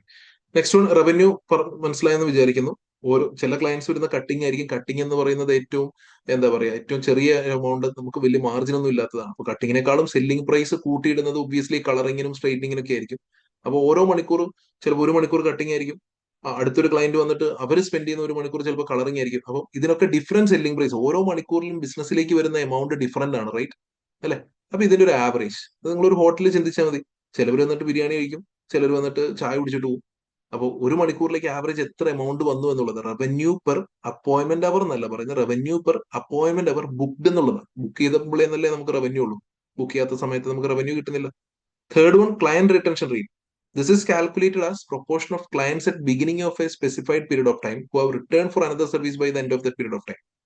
Okay, അതായത് ഒരു എത്രത്തോളം റിപ്പീറ്റ് വിസിറ്റ് നമുക്ക് വരുന്നുണ്ട്. ഒരു ക്ലയന്റ് നമുക്ക് ഫ്രീക്വന്റ്ലി അയാൾ നമ്മളെ തന്നെയാണോ വീണ്ടും വിസിറ്റ് ചെയ്യുന്നത്, അയാളെ റീറ്റെയിൻ ചെയ്യാൻ പറ്റുമോ? ആദ്യമായിട്ട് ഒരാൾ ഒരു സർവീസിന് വേണ്ടി ഓർഗനൈസേഷൻ വന്ന് ആ ക്ലയന്റിന്റെ ഡീറ്റെയിൽസ് നമ്മൾ റെക്കോർഡ് ചെയ്തു. ഓക്കെ, ആഫ്റ്റർ എ മന്ത് അല്ലെങ്കിൽ ആഫ്റ്റർ 3 വീക്സ് അയാൾ വീണ്ടും നമ്മൾക്ക് വിസിറ്റ് ചെയ്യുന്നുണ്ടെങ്കിൽ അതൊരു ടൈം പീരീഡ് ആണ് കേട്ടോ. അതൊരു 30 ഡേയ്സ് എന്നുള്ളതോ 60 ഡേയ്സ് എന്നുള്ളതോ അത് എത്ര വേണമെങ്കിലും ആവാം. ആ ഒരു പീരീഡ് ഓഫ് ടൈം എന്നുള്ളത് DK തന്നെ മെഷർ ചെയ്ത് വെക്കുന്ന ഒരു ടൈം. അപ്പൊ അങ്ങനെ ഒരു ടൈം പീരീഡിൽ, സേ ഫോർ എക്സാമ്പിൾ 60 ഡേയ്സ് എന്ന ടൈം പീരീഡിൽ നമ്മുടെ കസ്റ്റമേഴ്സ് സെക്കൻഡ് ടൈം നമ്മളെ വിസിറ്റ് ചെയ്തിട്ടുണ്ടോ എന്നുള്ളത്. ഓക്കെ, 100 കസ്റ്റമേഴ്സ് വന്നു, 100 പേരും 2 മന്ത്സിൽ നമ്മളെ തന്നെ വീണ്ടും വിസിറ്റ് ചെയ്തിട്ടുണ്ടെങ്കിൽ നമ്മുടെ ക്ലയന്റ് റിട്ടൻഷൻ റേറ്റ് 100% ആണ്. അങ്ങനെയൊന്നും എന്തായാലും ഉണ്ടാവില്ല, ബട്ട് സ്റ്റിൽ ഞാൻ പറയാം, ആ മെഷർ മനസ്സിലാക്കാൻ വേണ്ടി പറയാം. Last one, staff satisfaction. അതിന് വേണ്ടിയിട്ട് ഇൻഡസ്ട്രിയിൽ ഒരുപാട് മെത്തേഡ്സ്, പല ഓർഗനൈസേഷൻസ് പല മെത്തേഡ്സ് യൂസ് ചെയ്യും. ചിലർ സ്റ്റാഫിന് വെറുതെ ഒരു ഫോം കൊടുത്തിട്ട് ജസ്റ്റ് 5-ൽ എത്ര സ്കോർ ഉണ്ട്, നിങ്ങളുടെ എത്രത്തോളം നിങ്ങൾ സാറ്റിസ്ഫൈഡ് ആണ് എന്ന് പറഞ്ഞിട്ട് ചോദിക്കും. ഓക്കെ, അങ്ങനെ പല മെത്തേഡ്സും ഇൻഡസ്ട്രിയിൽ അവൈലബിൾ. ഓക്കെ, അപ്പോൾ ഓരോ ബുക്കിംഗ്, ഇപ്പൊ ഞാൻ ജസ്റ്റ് KPI എന്താണ് മെൻഷൻ ചെയ്തത്, ഓരോ KPIയും എന്തിനെ സൂചിപ്പിക്കുന്നു എന്നുള്ളതിന്റെ ഒരു എക്സ്പ്ലനേഷൻ കൂടെ നിങ്ങൾക്ക് ഇവിടെ ഞാൻ ഇൻക്ലൂഡ് ചെയ്ത് വെച്ചിട്ടുണ്ട്. ഓക്കെ, അത് ടു മച്ച് ഡീറ്റെയിലിംഗ് ആണ്, ബട്ട് സ്റ്റിൽ എന്തായാലും ഇതിലൂടെ ഒന്ന് വായിച്ചു നോക്കുക. ഓക്കെ, അതായത് കറന്റ് ബുക്കിംഗ് റേറ്റ് കൂടുന്നുണ്ടെന്നോ ബുക്കിംഗ് റേറ്റ് കുറവാകുന്നുണ്ടെന്നോ അങ്ങനത്തെയുള്ള സിനാരിയോ ഒന്നും കറന്റ് എക്സിബിറ്റിൽ തന്നിട്ടില്ല, കറന്റ് പ്രിസിയിൽ തന്നിട്ടില്ല. പക്ഷെ നിങ്ങൾക്ക് വേണമെങ്കിൽ എക്സാമിന് അങ്ങനെ വല്ല എക്സിബിറ്റ്സ് അവൈലബിൾ ആണെന്നുണ്ടെങ്കിൽ നിങ്ങൾക്ക് പറയാം ബുക്കിംഗ് റേറ്റ് കൂടുന്നുണ്ടെന്നുണ്ടെങ്കിൽ അതിന്റെ അർത്ഥം എന്താ അല്ലെ, നമ്മളുടെ DK സ്ട്രോങ് ഡിമാൻഡ് ആണ്, നമുക്ക് ഇഫക്റ്റീവ്ലി സ്കെഡ്യൂൾ ചെയ്യാൻ പറ്റുന്നുണ്ട്. ഹെയർ ഡ്രസ്സറിനെ കൃത്യമായിട്ട് അപ്പോയിന്റ്മെന്റ്സ് ഒന്നൊക്കെ നോ ഷോ ഒക്കെ കുറഞ്ഞല്ലേ, better utilisation of staff time, ഇതൊക്കെയാണ് ഹൈ ബുക്കിംഗ് റേറ്റ് ഇൻഡിക്കേറ്റ് ചെയ്യുന്നത്. ലോ ബുക്കിംഗ് റേറ്റ് ഇൻഡിക്കേറ്റ് ചെയ്യുന്നത് എന്താ, കസ്റ്റമേഴ്സ് ഒന്നും വരുന്നില്ല, നമ്മുടെ അപ്പോയിന്റ്മെന്റ് മാനേജ്മെന്റ് വളരെ മോശമാണെന്ന് വെച്ച് കഴിഞ്ഞാൽ ഒരാളെ വിളിച്ച് പറഞ്ഞിട്ട് ഇന്ന സമയത്തിന് വരാൻ പറയും, ആ സമയത്ത് വരുമ്പോൾ ഹെയർ ഡ്രസ്സർ വേറെ അവൈലബിൾ ആയിരിക്കും, ഡബിൾ ബുക്കിംഗ്സ് ഒക്കെ ഉണ്ടാവും. അതാണ് പൂർ അപ്പോയിന്റ്മെന്റ് മാനേജ്. പിന്നെ എക്സസ് സ്റ്റാഫിംഗ് കപ്പാസിറ്റി എന്ന് വെച്ച് കഴിഞ്ഞാൽ വെറുതെ കുറെ സ്റ്റാഫിനെ എടുത്ത് വെച്ചിട്ടുണ്ട് അല്ലെ, അത്രയും വർക്കൊന്നും കൊടുക്കാനില്ല, അത്രയും സെയിൽസ് നമുക്ക് നടക്കുന്നുണ്ടാവില്ല. അപ്പോൾ ഇതൊക്കെ കൊണ്ട് ബുക്കിംഗ് റേറ്റ് കുറയാം. ഓക്കെ, അത് എപ്പോഴും, അപ്പൊ ഈ കാര്യങ്ങളൊന്നും വായിച്ചു നോക്കി, ഞാൻ അതിൽ ഓരോന്നിലേക്കും ഡീറ്റെയിൽ ആയിട്ട് കിടക്കുന്നില്ല, കാരണം എക്സാമിന് അങ്ങനത്തെ എക്സിബിറ്റ്സ് അവൈലബിൾ ആണെങ്കിൽ മാത്രമേ ഇതൊക്കെ വാലിഡിറ്റി ഉള്ളൂ, അല്ലെങ്കിൽ ഇതൊക്കെ വെറുതെയാണ്. സ്റ്റിൽ വായിച്ചു നോക്കിയാൽ മനസ്സിലാവുന്നേ ഉള്ളൂ. ഒന്ന് വായിച്ചു നോക്കിയിട്ട് എന്തെങ്കിലും പോയിന്റ് കിട്ടുന്നില്ല എന്നുണ്ടെങ്കിൽ please to reach out me. Okay, second one ഇതുപോലെ റവന്യൂവിന്റെ കേസും അതേപോലെ ക്ലയന്റ് റിട്ടൻഷൻ റേറ്റും സ്റ്റാഫ് സാറ്റിസ്ഫാക്ഷനും ഇതേപോലെ എന്തൊക്കെ ആവാം. ഓക്കെ, ഇനി ഇതിന്റെ ഒക്കെ പുറമെ ഇൻഡസ്ട്രിയിൽ ഇപ്പോൾ കറന്റ്ലി റെലവെന്റ് ആയിട്ടുള്ള KPIs നമ്മൾ ക്വസ്റ്റ്യനിൽ ഓൾറെഡി എക്സാമിനർ തന്നതിന്റെ പുറമെ സ്റ്റിൽ നമ്മൾ എക്സാമിന് ഇതിനു മുന്നേ ചോദിച്ചിട്ടുണ്ട് ഒരു പ്രാവശ്യം, അതായത് അവൈലബിൾ ആയിട്ടുള്ള KPIs അല്ലാതെ വേറെ 1-2 KPIs പറയാനാണെങ്കിൽ നിങ്ങൾ എന്ത് പറയും, എന്ത് മെൻഷൻ ചെയ്യും എന്നുള്ള സിനാരിയോസ് ക്വസ്റ്റ്യൻ ചോദിക്കാറുണ്ട്. അപ്പൊ അങ്ങനെ എങ്ങനെ ചോദിച്ചിട്ടുണ്ടെങ്കിൽ നിങ്ങൾക്ക് അവിടെ വളരെ എവിഡന്റ് ആയിട്ട് പറയാം ആവറേജ് റവന്യൂ പെർ ക്ലയന്റ്. നമുക്ക് ആവറേജ് റവന്യൂ പെർ അപ്പോയിന്റ്മെന്റ് അവർ ബുക്ക്ഡ് എന്നുള്ളത് നമ്മൾ കണ്ടതുപോലെ ഒരു ക്ലയന്റിൽ നിന്ന് കിട്ടുന്ന ആവറേജ് റവന്യൂ എത്രയാണ്. ഓക്കെ, അതേപോലെ നോ ഷോ റേറ്റ് എത്രയാണ്, അതായത് ബുക്ക് ചെയ്തിട്ട് വരാതിരിക്കുന്ന ആളുകളുടെ പെർസെന്റേജ്, നമ്മൾ ക്ലാസ്സിലെ അറ്റൻഡൻസ് ഒക്കെ എടുക്കുന്ന പോലെ. Okay, see, when we announce a class, all of you are supposed to attend this, right? അല്ലെ? ഇന്നിപ്പോ ലൈവ് സെഷൻ ഉണ്ടെന്ന് പറയുമ്പോൾ അപ്പൊ അതിൽ എത്ര പേര് വന്നു, അത് ബാക്കിയുള്ള ഒരു നോ ഷോ ആണ്. അപ്പൊ ആ ഒരു റേറ്റ് എത്ര? Measures the percentage of mixed appointments. പിന്നെ റീറ്റെയിൽ പ്രോഡക്റ്റിന്റെ സെയിൽസ് റേഷ്യോ നമ്മൾ ഇന്നലെ കണ്ടിട്ടുണ്ടായിരുന്നു. 95% ഇൻഡസ്ട്രിയിൽ, ബാക്കി 5% റീറ്റെയിൽ പ്രോഡക്റ്റ് വിറ്റ് പോകുന്നുള്ളൂ. അപ്പൊ ആ മെഷർ എത്രയാണെന്നുള്ളത് മുന്നോട്ട് പോകുന്ന സമയത്ത് നമുക്ക് ഡി കെ കെയുടെ കേസിൽ കാണാൻ പറ്റും. കഴിഞ്ഞ 15 വർഷമായിട്ടും ഡി കെ കെ 6.2%ഓളം റവന്യൂ അവർക്ക് റീറ്റെയിൽ കെയർ പ്രൊഡക്ട്സ് ചെയ്താണ്, which is actually good thing. വളരെ റീസെന്റ് 6.1 ഒന്ന് താന്നു പോയിട്ടുണ്ടെന്നുള്ളത് കാണാം. അപ്പം ആ റേഷ്യോ ആണ് retail product sales ratio. Service മാത്രമല്ലാതെ പ്രോഡക്റ്റ് വിറ്റിട്ട് എത്ര റവന്യൂലേക്ക് കോൺട്രിബ്യൂട്ട് ചെയ്തെന്നുള്ളത്. And also apart from all this we can measure sustainability K P Is as well, which since sustainability ESG പോലെയുള്ള കാര്യങ്ങളൊക്കെ റീസെന്റ് ഇമ്പോർട്ടൻസ് കൂടിയത് കൊണ്ട് നമുക്ക് സസ്റ്റൈനബിലിറ്റി കെ പി ഐസിന്റെ കാര്യം പറയാം. വാട്ടർ കൺസംഷൻ എത്രത്തോളം യൂസ് ചെയ്തു, അല്ലെ? Electricity usage over a period, recycling rates in the industries 20%, what is our recycling rate? അപ്പോൾ ഇതൊക്കെ കെ പി ഐസ് ആയിട്ട് പറയാം. ഓക്കെ, ഇതുവരെ പറഞ്ഞ കാര്യങ്ങളൊക്കെ ക്ലിയർ ആണോ എന്നൊന്ന് കമന്റ് ചെയ്യാമോ എല്ലാവരും? കാര്യങ്ങൾ മനസ്സിലാവുന്നില്ലേ എന്നുള്ളതൊന്ന് കമന്റ് ചെയ്യാമോ? ഓക്കെ, ഞാൻ ആ കെ പി യുടെ ഭാഗം എനിക്കറിയാം, ഞാനത് അത്രയും എവിഡന്റ്, ഐ മീൻ റെലവൻസ് ഇല്ലാത്തത് കൊണ്ടാണ് ഞാനത് അങ്ങ് ഓടിച്ചങ്ങ് വായിച്ചു തീർത്തത്. അത് നിങ്ങൾ വായിച്ചിട്ട് എന്തായാലും വായിക്കുക, കടന്നു പോകുക, എന്നിട്ട് എന്തെങ്കിലും ഏരിയ മനസ്സിലായിട്ടില്ലെങ്കിൽ ചോദിക്കട്ടോ. Okay, yes. Then comes industry body. Okay, first തന്നെ എഴുതി വെച്ചിട്ടുണ്ട്, hair dressing industry in Kayland is unregulated, unorganised ആണ്. അതായത് ആരും ഇതിനെ പറ്റിയിട്ട് ഒരു ടേംസ് ആൻഡ് കണ്ടീഷൻസ് ഒന്നും പറഞ്ഞു വെക്കുന്ന ഒരു പൊതു ബോഡി ഒന്നും അവിടെ ഇല്ല. There are no legal or statutory requirement for businesses to be licensed or for hairdressers to be hold specified qualification. Specific ആയിട്ട് ക്വാളിഫിക്കേഷൻസ് എടുത്ത ആളുകളെ ബിസിനസ് തുടങ്ങാവുള്ളൂ എന്നോ അങ്ങനത്തെ ഒരു നിയമപരമായ റിക്വയർമെന്റ്സും ഇല്ല. അതുകൊണ്ടാണ് എൻട്രി റിക്വയർമെന്റ്സ് ഒക്കെ വളരെ ലോ ആയിട്ട് നിൽക്കുന്നത്. Okay, however like any other business, അല്ലെ, കെയ്ലാൻഡ് എന്ന കൺട്രിയിൽ എംപ്ലോയ്മെന്റ് റെഗുലേഷൻ ഉണ്ട്. അതായത് ഒരു എംപ്ലോയിക്ക് ഇത്ര സമയം വർക്കിംഗ് അവേഴ്സേ പാടുള്ളൂ, ഇത്രയായിരിക്കണം മിനിമം വേജസ് എന്നൊക്കെ പറഞ്ഞിട്ടുള്ള എംപ്ലോയ്മെന്റ് നിയമങ്ങളും ഹെൽത്ത് ആൻഡ് സേഫ്റ്റി നിയമങ്ങളും ഉണ്ട്. കസ്റ്റമേഴ്സിന് ഐ മീൻ അവർക്ക് അവരെ ഹസാഡസ് ആയിട്ടുള്ള മെറ്റീരിയൽസ് അവർക്ക് കൊടുക്കാൻ പാടില്ല, അല്ലെങ്കിൽ അല്ലെ, അങ്ങനെയുള്ള ഹെൽത്ത് ആൻഡ് സേഫ്റ്റി റെഗുലേഷൻസും കൺസ്യൂമർ പ്രൊട്ടക്ഷൻ റെഗുലേഷൻസും കോമ്പറ്റീഷൻ ബേസ് ചെയ്തുള്ള നിയമങ്ങളും ഡാറ്റ പ്രൊട്ടക്ഷൻ ബേസ് ചെയ്തുള്ള നിയമങ്ങളൊക്കെ മറ്റെല്ലാ ബിസിനസ്സിലേക്കും ഈക്വലി അപ്ലൈഡ് ആവുന്നത് പോലെ ഈ ഹെയർ ഡ്രസ്സിംഗ് ഇൻഡസ്ട്രി, കെയ്ലാൻഡിലെ ഹെയർ ഡ്രസ്സിംഗ് ഇൻഡസ്ട്രിയിലേക്ക് അപ്ലിക്കബിൾ ആണ്. ഹവർ ഹെയർ ഡ്രസ്സിംഗ് ഇൻഡസ്ട്രിക്ക് മാത്രമായിട്ട്, അല്ലെങ്കിൽ ഇവിടേക്ക് മാത്രം അപ്ലിക്കബിൾ ആവുന്ന രീതിയിൽ ഒരു രീതിയിലുള്ള നിയമങ്ങളും ഇല്ല എന്നുള്ളതാണ് ഉദ്ദേശിക്കുന്നത്. എന്ന് വെച്ചാൽ നിയമങ്ങളൊന്നും ഇല്ല എന്നല്ല ഉദ്ദേശിക്കുന്നത്. Okay, and in addition, because many hair products contain chemical which can cause allergic reactions when applied, businesses are legally required to carry out an allergy test known as patch test. Allergy test എന്നോ patch test എന്നോ എക്സാമിന് എഴുതാം. Okay, ചില hair care products ഒക്കെ ഉപയോഗിക്കുന്നതിന് മുന്നേ patch test ക്ലയൻസിൽ test ചെയ്യും, ഇവർക്ക് ഇത് അലർജിക് റിയാക്ഷൻ ഉണ്ടോ എന്നുള്ളത് അറിയാം. ഓക്കെ, HSA എന്നൊരു ബോഡിയാണ് നമ്മളെ പറയുന്നത്, hair dressing standard association. HSA എന്ന് റെഫർ ചെയ്യാം. HSA is an independent industry created body which aims to raise standards and improve professionalism within the industry by encouraging every business to join Keyland Hair Salon Register. അപ്പോ ഈ body HSA എന്ന് പറഞ്ഞിട്ട് ഒരു independent body, ആ ബോഡിയുടെ മുകളിൽ ഇരിക്കുന്ന ആളുകൾ എന്ന് പറയുന്നത് പ്രോബബ്ലി ഏതെങ്കിലും ഒക്കെ ഹെയർ ഡ്രസ്സേഴ്സ്, സലൂൺ ഓണേഴ്സ് തന്നെ ആയിരിക്കും. ഓക്കെ, അപ്പൊ അവരിങ്ങനെ ഒരു ഗ്രൂപ്പായിട്ട് ഒരു കുറച്ച് പേര് ഗ്രൂപ്പായിട്ട് വന്ന് നിന്നിട്ട് നമുക്ക് ഇങ്ങനെ ഒരു ബോഡി ഉണ്ടാക്കാമെന്ന് പറയുകയും അങ്ങനെ ഒരു ബോഡിയാണ് കറന്റ് ഉള്ളത്. എന്നിട്ട് അവരൊരു കെയ്ലാൻഡ് എന്ന കൺട്രിയിലുള്ള ഹെയർ സലൂൺ രജിസ്റ്റർ അവർ വെച്ചിട്ടുണ്ട്. അപ്പൊ ആ രജിസ്റ്ററിൽ സ്പെസിഫിക്കലി വേറെ ലീഗൽ ഓർ സ്റ്റാറ്റ്യൂട്ടറി റിക്വയർമെന്റ്സ് ഒന്നും ഇല്ല, ലൈസൻസിങ് റിക്വയർമെന്റ്സ് ഒന്നും ഇല്ലാത്തതുകൊണ്ട് എല്ലാ ബിസിനസ്സുകളും എന്ത് ചെയ്യും, ആ സലൂണിൽ രജിസ്റ്റർ ചെയ്യും. വീണ്ടും പറയാണ്, നിയമപരമായിട്ട് ആ ഹെയർ സലൂൺ രജിസ്റ്ററിൽ നിങ്ങളുടെ പേര് കൊണ്ടുവരണം എന്ന് ഒരു നിർബന്ധമില്ല. പക്ഷെ DKK ഒക്കെ അങ്ങനെ ചെയ്യാറുണ്ട്, അതൊരു പ്രാക്ടീസ് പോലെ. സിൻസ് വേറെ ഗവൺമെന്റ് ആയിട്ട് ഒരു റെഗുലേഷൻസ് കൊണ്ടുവരാത്തത് കൊണ്ട് ഇൻഡസ്ട്രി ബോഡി തന്നെ അങ്ങനെ ഒരു രജിസ്റ്റർ കീപ്പ് ചെയ്യാണ്. ദാറ്റ്സ് ഇറ്റ്, അത്രേ ഉള്ളൂ. അതൊരു മാൻഡേറ്ററി ആയിട്ട് അതിൽ പേര് വെക്കണമെന്നൊന്നുമില്ല. ഹവർ അങ്ങനെ പേര് വെക്കുന്ന ഇൻഡിവിജ്വൽ സലൂൺസ് എല്ലാം they're assessed against objective criteria and rated accordingly. ഒരു മിനിമം സെറ്റ് ഓഫ് സ്റ്റാൻഡേർഡ്സ് ഒക്കെ മീറ്റ് ചെയ്യുന്ന ഒരു സലൂൺ ആണെങ്കിൽ, അല്ലെ, it is given registered status. After അതിനുശേഷം അപ്പൊ രജിസ്റ്റേർഡ് ആണെങ്കിൽ ഇപ്പോ therefore salons are rated as good, very good or excellent. Quickly ഒരു എക്സാമ്പിൾ പറയാനാണെങ്കിൽ നമുക്ക് ACCയുടെ കേസിൽ ആർക്കും ഒരു ഇൻസ്റ്റിറ്റ്യൂഷൻ വേണമെങ്കിൽ തുടങ്ങാം. ഇറ്റ്സ് അല്ലെ, ഗവൺമെന്റിന്റെ കയ്യിൽ നിന്ന് അങ്ങനെ ഇൻസ്റ്റിറ്റ്യൂഷൻ തുടങ്ങുന്നതിന് വേണ്ടിയിട്ടുള്ള പ്രത്യേക ജസ്റ്റ് ഒരു ബേസിക് ലൈസൻസ് മാത്രം ഉണ്ടായാൽ മതി, ട്രേഡ് ലൈസൻസ് പോലെയുള്ള ലൈസൻസുകൾ ഉണ്ടായാൽ മതി. അപ്പോ അതിനപ്പുറത്തേക്ക് ACC ആണ് എന്ത് ചെയ്യുന്നത്, പ്രൊഫഷണൽ ബോഡി പോലെ എന്ത് ചെയ്യുന്നു, ലേണിംഗ് പാർട്ട്നേഴ്സ് എന്ന രീതിയിൽ ACC തന്നെയാണ് അവിടെ ഒരു ഇൻഡസ്ട്രി ബോഡി ആയിട്ട് നിലകൊള്ളുന്നത്. എന്നിട്ട് എന്ത് ചെയ്യുന്നു, once you register as a learning provider, ACC തന്നെ എന്ത് ചെയ്യാറുണ്ട്, rated as silver, gold, platinum എന്ന രീതിയിൽ അവരൊരു ടേം വെച്ചിട്ടുണ്ട്. എന്ന് പറഞ്ഞ പോലെ സലൂൺസിനെ ഈ പറയുന്ന HSA പിന്നെ എന്ത് ചെയ്യും, ഗുഡ്, വെരി ഗുഡ്, എക്സലന്റ് എന്ന രീതിയിൽ റേറ്റ് ചെയ്യും. കുറച്ചുകൂടെ നിങ്ങൾക്ക് റിലേറ്റ് ചെയ്യാൻ വേണ്ടിയിട്ടോ അങ്ങനെ ഒരു എക്സാമ്പിൾ പറയാം. Okay, only those salons which provide very highly skilled and experienced hairdressers, അതേപോലെ exceptional levels of client service and exceed all HAIL and health and safety requirements are rated excellent. അപ്പോൾ വളരെ strict ആയിട്ടുള്ള condition ഉണ്ട് അല്ലെ. Skilled ആയിട്ടുള്ളതും experienced ആയിട്ടുള്ള hair dressers ആണെങ്കിലും client service exceptional രീതിയിൽ കൊടുക്കാൻ കഴിഞ്ഞിട്ടുണ്ടെങ്കിലും നമ്മുടെ currently കെയ്ലാൻഡിലുള്ള health and safety requirements meet ചെയ്ത് കഴിഞ്ഞാൽ മാത്രമാണ് എക്സലന്റ് റേറ്റിംഗ് കിട്ടുക. ഓക്കെ, ബിസിനസിന്റെ സൈസിന് സലൂണിന്റെ റേറ്റിംഗ് ആയിട്ട് ഒരു ബന്ധവും ഇല്ല എന്ന് പറയുന്നു. ഹലോ ഹെയർ സലൂൺസ് ഒക്കെ നമ്മുടെ ഒരു കോമ്പറ്റീറ്റർ പോലെ അല്ലെ, ലാർജസ്റ്റ് ആയിട്ടുള്ള പറഞ്ഞത് ഹലോ ഹെയർ ഒക്കെ വെരി ഗുഡ് റേറ്റിംഗ് ആണ്. ഗുഡ് കഴിഞ്ഞ് സെക്കൻഡ് ലെവലാണ് വെരി ഗുഡ്, ഏറ്റവും ബെസ്റ്റ് എന്നുള്ളത് എക്സലന്റ് ആണ്. ട്രിംസിന്റെ കേസിൽ ഗുഡ് എന്നേ ഉള്ളൂ. കാരണം ട്രിംസിനെ സംബന്ധിച്ച് അവര് ഏറ്റവും മിനിമം ലെവലിലെ കണ്ടീഷൻസ് മാത്രം സാറ്റിസ്ഫൈ ചെയ്തു പോകുന്ന ഒരു ബേസിക് ഹെയർ കട്ടിംഗ് സലൂണേ ഉള്ളൂ. അവിടെ എല്ലാ സർവീസസ് ഒന്നും ഇല്ല. അതുകൊണ്ട് തന്നെ അവിടെയുള്ള ഹെയർ ഡ്രസ്സേഴ്സ് ഒന്നും എക്സ്പീരിയൻസ്ഡ് ഉള്ളവരൊന്നും അല്ല.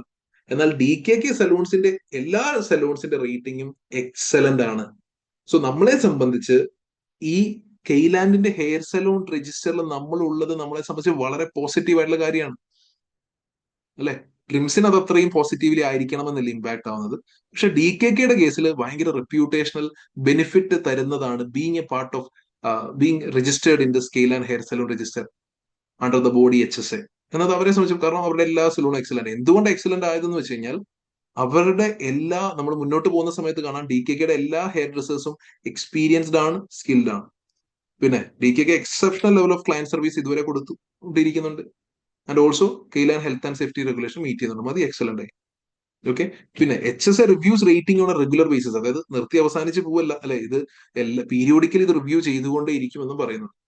ആൻഡ് ഓൾസോ സിൻസ് പല ക്വാളിഫിക്കേഷൻസും കാര്യങ്ങളൊക്കെ ഇൻഡസ്ട്രിയിൽ നിലകൊള്ളുന്നുണ്ട് എന്നുള്ളത് കൊണ്ട് തന്നെ HSA provide range of qualification which are offered as part of college courses and in the training academies of larger chains training അക്കാഡമീസിലും അല്ലെങ്കിൽ HSA തന്നെ specific qualifications, A licence, B licence, C licence എന്നൊക്കെ പറഞ്ഞാൽ അവർ തന്നെ പേരൊക്കെ ഇട്ടിട്ട് ഒരു range of ക്വാളിഫിക്കേഷൻസും കാര്യങ്ങളും HSA കൊടുക്കാറുണ്ട്. HSA also hosts prestigious and popular HSA hairdressing exhibition.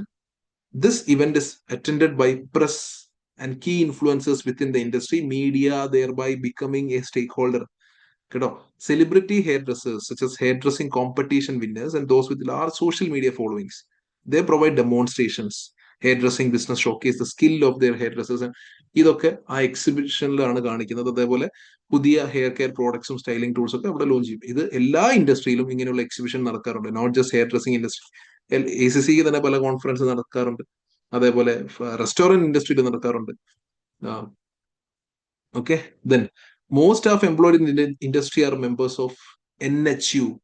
അപ്പൊ ഇൻഡസ്ട്രി ബോഡിക്ക് പുറമെ സ്റ്റാഫിന് വേണ്ടിയിട്ട് ഒരു ട്രേഡ് യൂണിയൻ എന്നൊക്കെ പറയുന്നത് പോലെ NHU എന്ന് പറഞ്ഞ നാഷണൽ ഹെയർ ഡ്രസ്സിംഗ് യൂണിയൻ ഉണ്ട്, which look after the interest of its members at work. For example, negotiating agreement with employees on working conditions, supporting members in legal proceeding against employees. എംപ്ലോയീസുമായിട്ട് കേസും കാര്യങ്ങളൊക്കെ നടത്തുന്ന സമയത്തുള്ള ഒരു സപ്പോർട്ടിന് വേണ്ടിയിട്ടും വർക്കിംഗ് കണ്ടീഷൻസിന്റെ കാര്യത്തിലും ഒക്കെ എഗ്രിമെന്റ് വെക്കുന്ന കാര്യങ്ങളിലൊക്കെ അവരെ സപ്പോർട്ട് ചെയ്യാൻ വേണ്ടിയിട്ട് NHU നടക്കും. മിക്കവാറും എല്ലാ എംപ്ലോയീസും തന്നെ ഈ ഒരു നമ്മൾ ഇനീഷ്യലി കണ്ടതാണ് 259,200 people are working in this industry.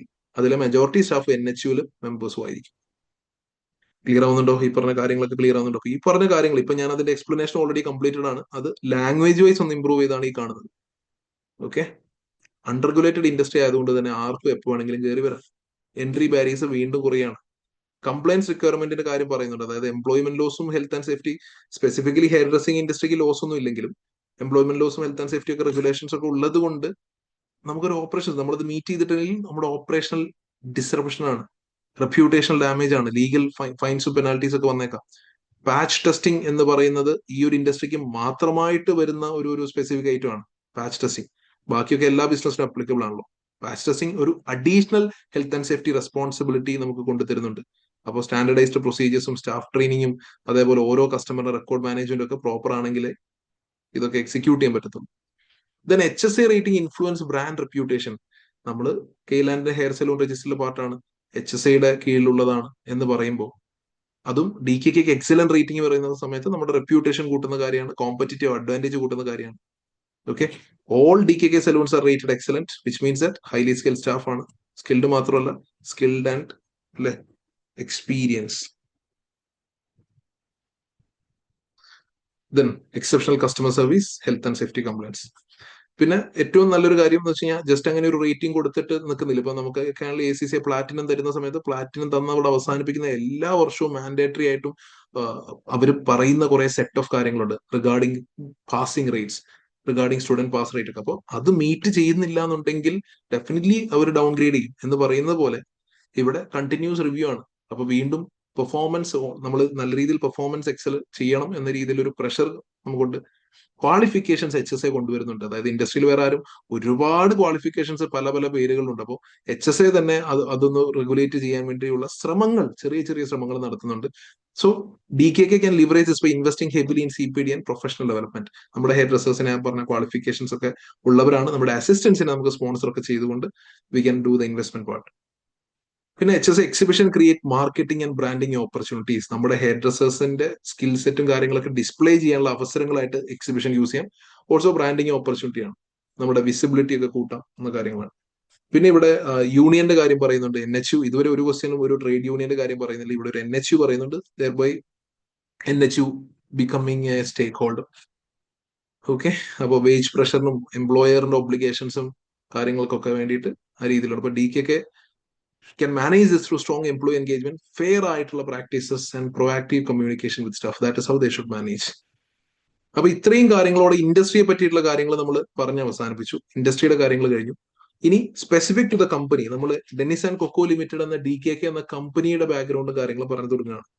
Okay, before that ഇതുവരെ പറഞ്ഞ കാര്യങ്ങൾ ക്ലിയർ ആണല്ലോ അല്ലെ? നമ്മൾ നെക്സ്റ്റ് 10 പേജസ് കുറച്ചുകൂടെ പെട്ടെന്ന് തീർന്നു.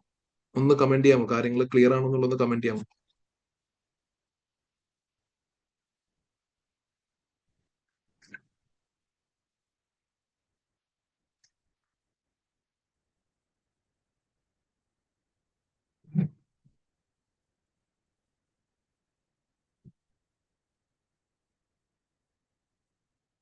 ഓക്കെ, അങ്ങനെയാണെങ്കിൽ മുന്നോട്ട് പോകാം.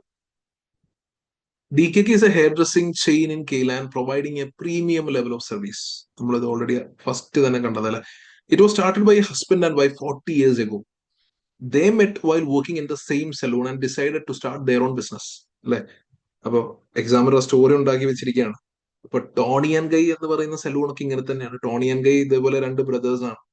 ഓക്കെ, അവരുടെ ഫാദറിന്റെ സലൂണിൽ വർക്ക് ചെയ്യുന്ന സമയത്താണ് അവർക്ക് ഇങ്ങനെ ഒരു ഐഡിയ തോന്നിയതും അങ്ങനെ ഒരു ബ്രാൻഡിനെ ഒരു ഇന്റർനാഷണൽ ചെയിൻ ആയിട്ട് മാറ്റിയത്. എന്ന് പറഞ്ഞതുപോലെ ഇവിടെ ഒരു ഹസ്ബൻഡ് ആൻഡ് വൈഫ് സ്റ്റാർട്ട് ചെയ്തതാണ്. അവർ ഓൾറെഡി ഒരു കൊളീഗ്സ് ആയിട്ട് വർക്ക് ചെയ്യായിരുന്നു. Okay, the business has grown organically. രണ്ട് രീതിയിൽ ഗ്രോത്ത് ഉണ്ട്. ഓർഗാനിക് ഗ്രോത്ത് ഉണ്ട്, ഗ്രോത്ത് ബൈ അക്യൂസിഷൻ ഉണ്ട്.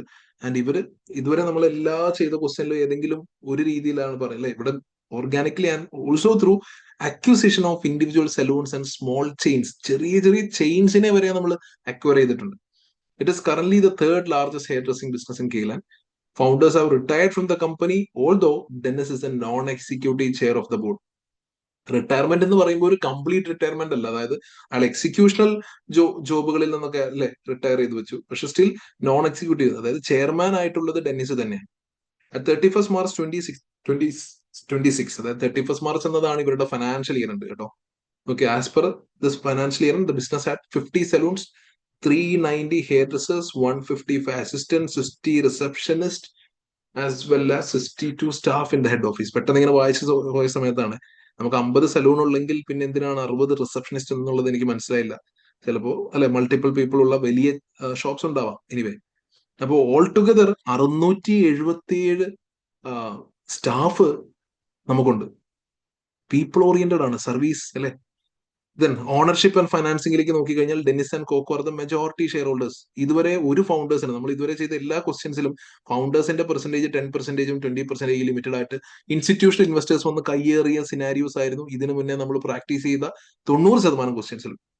ഓക്കെ, അപ്പൊ ഇവിടെ അതിൽ നിന്നൊക്കെ വ്യത്യസ്തമായിട്ട് ഫൗണ്ടേഴ്സ് തന്നെയാണ് മെജോറിറ്റി ഷെയർ ഹോൾഡേഴ്സ് ആയിട്ട് നിൽക്കുന്നത്. Remaining shares are owned by, അതും ഫാമിലി മെമ്പേഴ്സ് ആണ്, and several other private individuals. May be friends ആയിട്ടുള്ളവരൊക്കെ കൊണ്ടുവന്നിട്ടുണ്ടാവും, ഫണ്ടിങ് എടുത്തിട്ട് ഇക്വിറ്റിയിലേക്ക് കൊണ്ടുവന്നിട്ടുണ്ടാവും. Although DK is not listed on stock exchange, governance arrangements are consistent with good corporate governance. അപ്പോൾ എന്താണ് ഒരു നല്ല കോർപ്പറേറ്റ് ഗവേണൻസ് എന്ന് കെയ്ലാൻഡിൽ എങ്ങനെയാണോ മെൻഷൻ ചെയ്യപ്പെട്ടിട്ടുള്ളത് അതിനോട് കൺസിസ്റ്റന്റ് ആയിട്ട് തന്നെയാണ് നമ്മൾ കറന്റ് പോകുന്നത്. നമ്മൾ അൺലിസ്റ്റഡ് കമ്പനിയാണ്. However, as an unlisted company, the directors made the decision not to have audit, nomination and remuneration committee. നമുക്ക് ഈ പറയുന്ന ഓഡിറ്റ് കമ്മിറ്റിയോ നോമിനേഷൻ കമ്മിറ്റിയോ റെമ്യൂണറേഷൻ കമ്മിറ്റിയോ ഇല്ല. റിസ്ക് കമ്മിറ്റിയെ പറ്റി പ്രത്യേകിച്ച് പറയുന്നില്ല, ചിലപ്പോൾ അതും ഉണ്ടാവണമെന്നില്ല. ആൻഡ് ഇന്റേണൽ ഓഡിറ്റർ ഉണ്ട്, he reports to the finance director. Internal auditor is reporting to finance director. Current അങ്ങനെയാണ്. ഓക്കെ, അപ്പോ കോർപ്പറേറ്റ് ഗവേണൻസിന്റെ കാര്യത്തിൽ അൺലിസ്റ്റഡ് കമ്പനി ആയതുകൊണ്ട് പ്രത്യേകിച്ച് റെഗുലേഷൻസ് ഒന്നും ഇല്ലാത്തത് കൊണ്ട് ഇറ്റ്സ് ഫൈൻ അല്ലെ, നമുക്കതിൽ ഒരുപാട് സേ ഒന്നുമില്ല. പ്ലസ് ഇവിടെ ഓൾറെഡി പറയുന്നുണ്ട് ഗുഡ് കോർപ്പറേറ്റ് ഗവേണൻസ് അവർ ഫോളോ ചെയ്യുന്നുണ്ട്. കൈലാൻഡിൽ എങ്ങനെയാണോ അതേപോലെ ഇരിക്കും. ഓക്കെ, സോ അപ്പൊ ഇതിൽ നിന്ന് ഇപ്പൊ കണ്ട കാര്യങ്ങളിൽ നിന്ന് മനസ്സിലാക്കേണ്ട കാര്യം, ഇതൊരു ഫൗണ്ടർ ഓറിയന്റഡ് കമ്പനിയാണ്. അപ്പൊ അതിൻ്റെ ഒരു ബ്രാൻഡ് ഹെറിറ്റേജ് എന്നൊക്കെ പറയുന്ന ഒരു സാധനമുണ്ട്. 40 years ആയിട്ട് അല്ലെ, ഈ പറയുന്ന ഡെന്നിസും കൊക്കോയും ഇതിന്റെ ഫൗണ്ടേഴ്സ് ആയിട്ടുള്ള രണ്ടുപേര്, അവര് 40 years ആയിട്ട് റൺ ചെയ്യുന്ന ഒരു കമ്പനി. അത് തന്നെ ഇതിലേക്ക് കൊണ്ടുവരുന്ന ഒരു റെപ്യൂട്ടേഷനും അല്ലെങ്കിൽ ഒരു പ്രീമിയം പൊസിഷനിങ് ഒക്കെ ഉണ്ട്. ഓക്കെ, അപ്പോ that is actually the central thing. Next one, growth through acquisition ആണ് നമ്മൾ ചെയ്യുന്നതെന്ന് പറയുന്നുണ്ടല്ലോ. ഓക്കെ ഓക്കെ, ഇവിടെ ഒരു കാര്യം കൂടെ പറയാനുണ്ട്. അപ്പൊ this reduces direct price competition ഇല്ല എന്ന് വെച്ച് കഴിഞ്ഞാൽ പ്രീമിയം പൊസിഷനിങ് ആയതുകൊണ്ട് പ്രൈസ് കോമ്പറ്റീഷൻ ഇല്ല, മാസ് മാർക്കറ്റ് അല്ല നമ്മളുടെ ഓഡിയൻസ് എന്നുള്ളത് മനസ്സിലാക്കുക. Growth through acquisition create integration challenges എന്ന് വെച്ച് കഴിഞ്ഞാൽ നമ്മളിപ്പം ഓൾറെഡി ഡി കെ എങ്ങനെയാണ് സ്കെയിൽ ചെയ്യേണ്ടത്, അല്ലെങ്കിൽ ഡി കെയുടെ സലൂൺസിൽ എത്ര ഹെയർ ഡ്രസ്സേഴ്സ് ഉണ്ടാവണം, അവിടുത്തെ തീം എങ്ങനെയായിരിക്കണം, എങ്ങനെയാണ് ഇന്റീരിയർ ഡിസൈൻ ചെയ്യേണ്ടത് എന്നൊക്കെ പറഞ്ഞിട്ട് ഒരു കൾച്ചറും കാര്യങ്ങളും ഒരു പ്രിസെറ്റ് ഓഫ് SOPs ഒക്കെ നമ്മൾ ചെയ്തു വെച്ചിട്ടുണ്ടാവും. ഇതേ SOPs ഒന്നും ചിലപ്പോൾ സ്മോൾ സ്കെയിലിൽ നമ്മൾ ഒരു അക്യൂസിഷൻ നടക്കുന്ന സമയത്ത് അവരുടെ കൾച്ചർ ചിലപ്പോൾ എൻറ്റയർലി ഡിഫറെന്റ് ആയിരിക്കും. അപ്പോൾ ഒരു പക്ഷേ കൾച്ചറൽ ഇന്റഗ്രേഷൻ ചാലഞ്ചസ് ഉണ്ടാവാം. നമുക്കതിപ്പോൾ സ്റ്റാൻഡർഡൈസ് ചെയ്യേണ്ടി വരും. ചിലപ്പോൾ അത് വളരെ എളുപ്പത്തിൽ തന്നെ ചെയ്യാം, ചിലപ്പോൾ കുറെ സമയം എടുക്കും. അപ്പം ഇന്റഗ്രേഷൻ ചാലഞ്ച് എന്ന് ഉദ്ദേശിച്ചത് അതാണ്. ഗ്രോത്ത് ബൈ അക്യൂസിഷൻ വരുന്ന സമയത്ത് എല്ലാവർക്കും ഉള്ളൊരു ഒരു പ്രശ്നമാണ്.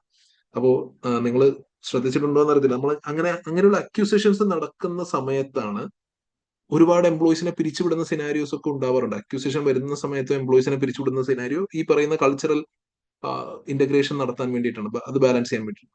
പിന്നെ വി ഹാവ് അറൌണ്ട് 667 സ്റ്റാഫ് നമുക്കുണ്ട്.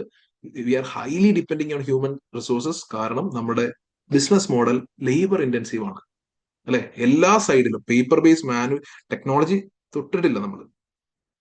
ദെൻ കോൺസെൻട്രേറ്റഡ് ഓണർഷിപ്പ് സ്ട്രക്ചർ ആണ്. ഡെന്നിസും കൊക്കോയും അതേപോലെ ഫാമിലി മെമ്പേഴ്സ് എന്നൊക്കെ പറയുമ്പോൾ അത്രയും ഫാമിലി കോൺസെൻട്രേറ്റഡ് ആയിട്ടുള്ള ഒരു ഓണർഷിപ്പ് സ്ട്രക്ചർ ആണ്. അതുകൊണ്ടുള്ള ബെനിഫിറ്റ് എന്താണെന്ന് വെച്ച് കഴിഞ്ഞാൽ അവർ എന്താണോ ഇവർക്ക് ഫൗണ്ടേഴ്സ് എന്താണോ ആഗ്രഹിക്കുന്നത് അത് എക്സിക്യൂട്ട് ചെയ്യാൻ പോസിബിൾ ആണ്. യൂഷ്വലി ഇൻസ്റ്റിറ്റ്യൂഷണൽ ഷെയർ ഹോൾഡേഴ്സ് വന്നിട്ട് ഫണ്ട് ഇൻവെസ്റ്റ് ചെയ്തിട്ട് മെജോറിറ്റി ഷെയർ ഹോൾഡേഴ്സ് എടുക്കുന്ന സമയത്ത് പിന്നെ ഫൗണ്ടേഴ്സിനോട് വലിയ കാര്യമൊന്നുമില്ല. ഫൗണ്ടേഴ്സ് പേരിന് ഫൗണ്ടർ ആയിട്ട് ഇരിക്കുക എന്നുള്ളതേ ഉള്ളൂ. അപ്പൊ ഇവിടെ മെജോറിറ്റി ഷെയർ ഹോൾഡേഴ്സ് ഇവർ തന്നെ ആയതുകൊണ്ട് fast decision making, long term ഫോക്കസും അതേപോലെ എക്സ്റ്റേണൽ ഷെയർ ഹോൾഡർ പ്രഷറും എക്സ്റ്റേണൽ ചാലഞ്ചസും കാര്യങ്ങളൊന്നും ഉണ്ടാവില്ല. ദെൻ നോൺ ലിസ്റ്റഡ് സ്റ്റാറ്റസ് വീണ്ടും എക്സ്റ്റേണൽ പ്രഷർ കുറയ്ക്കുന്നു. ലിസ്റ്റഡ് സ്റ്റാറ്റസ് ആണെങ്കിൽ കംപ്ലയൻസ് സൈഡിൽ നിന്നും അതേപോലെ പബ്ലിക് സ്ക്രൂട്ടിനി കാര്യങ്ങളൊക്കെ ഉണ്ടാവും. ഇവിടെ നോൺ ലിസ്റ്റഡ് സ്റ്റാറ്റസ് ആണ്, അവരുടെ കാര്യം നോക്കി പോകുന്ന ഒരു കമ്പനിയാണ്.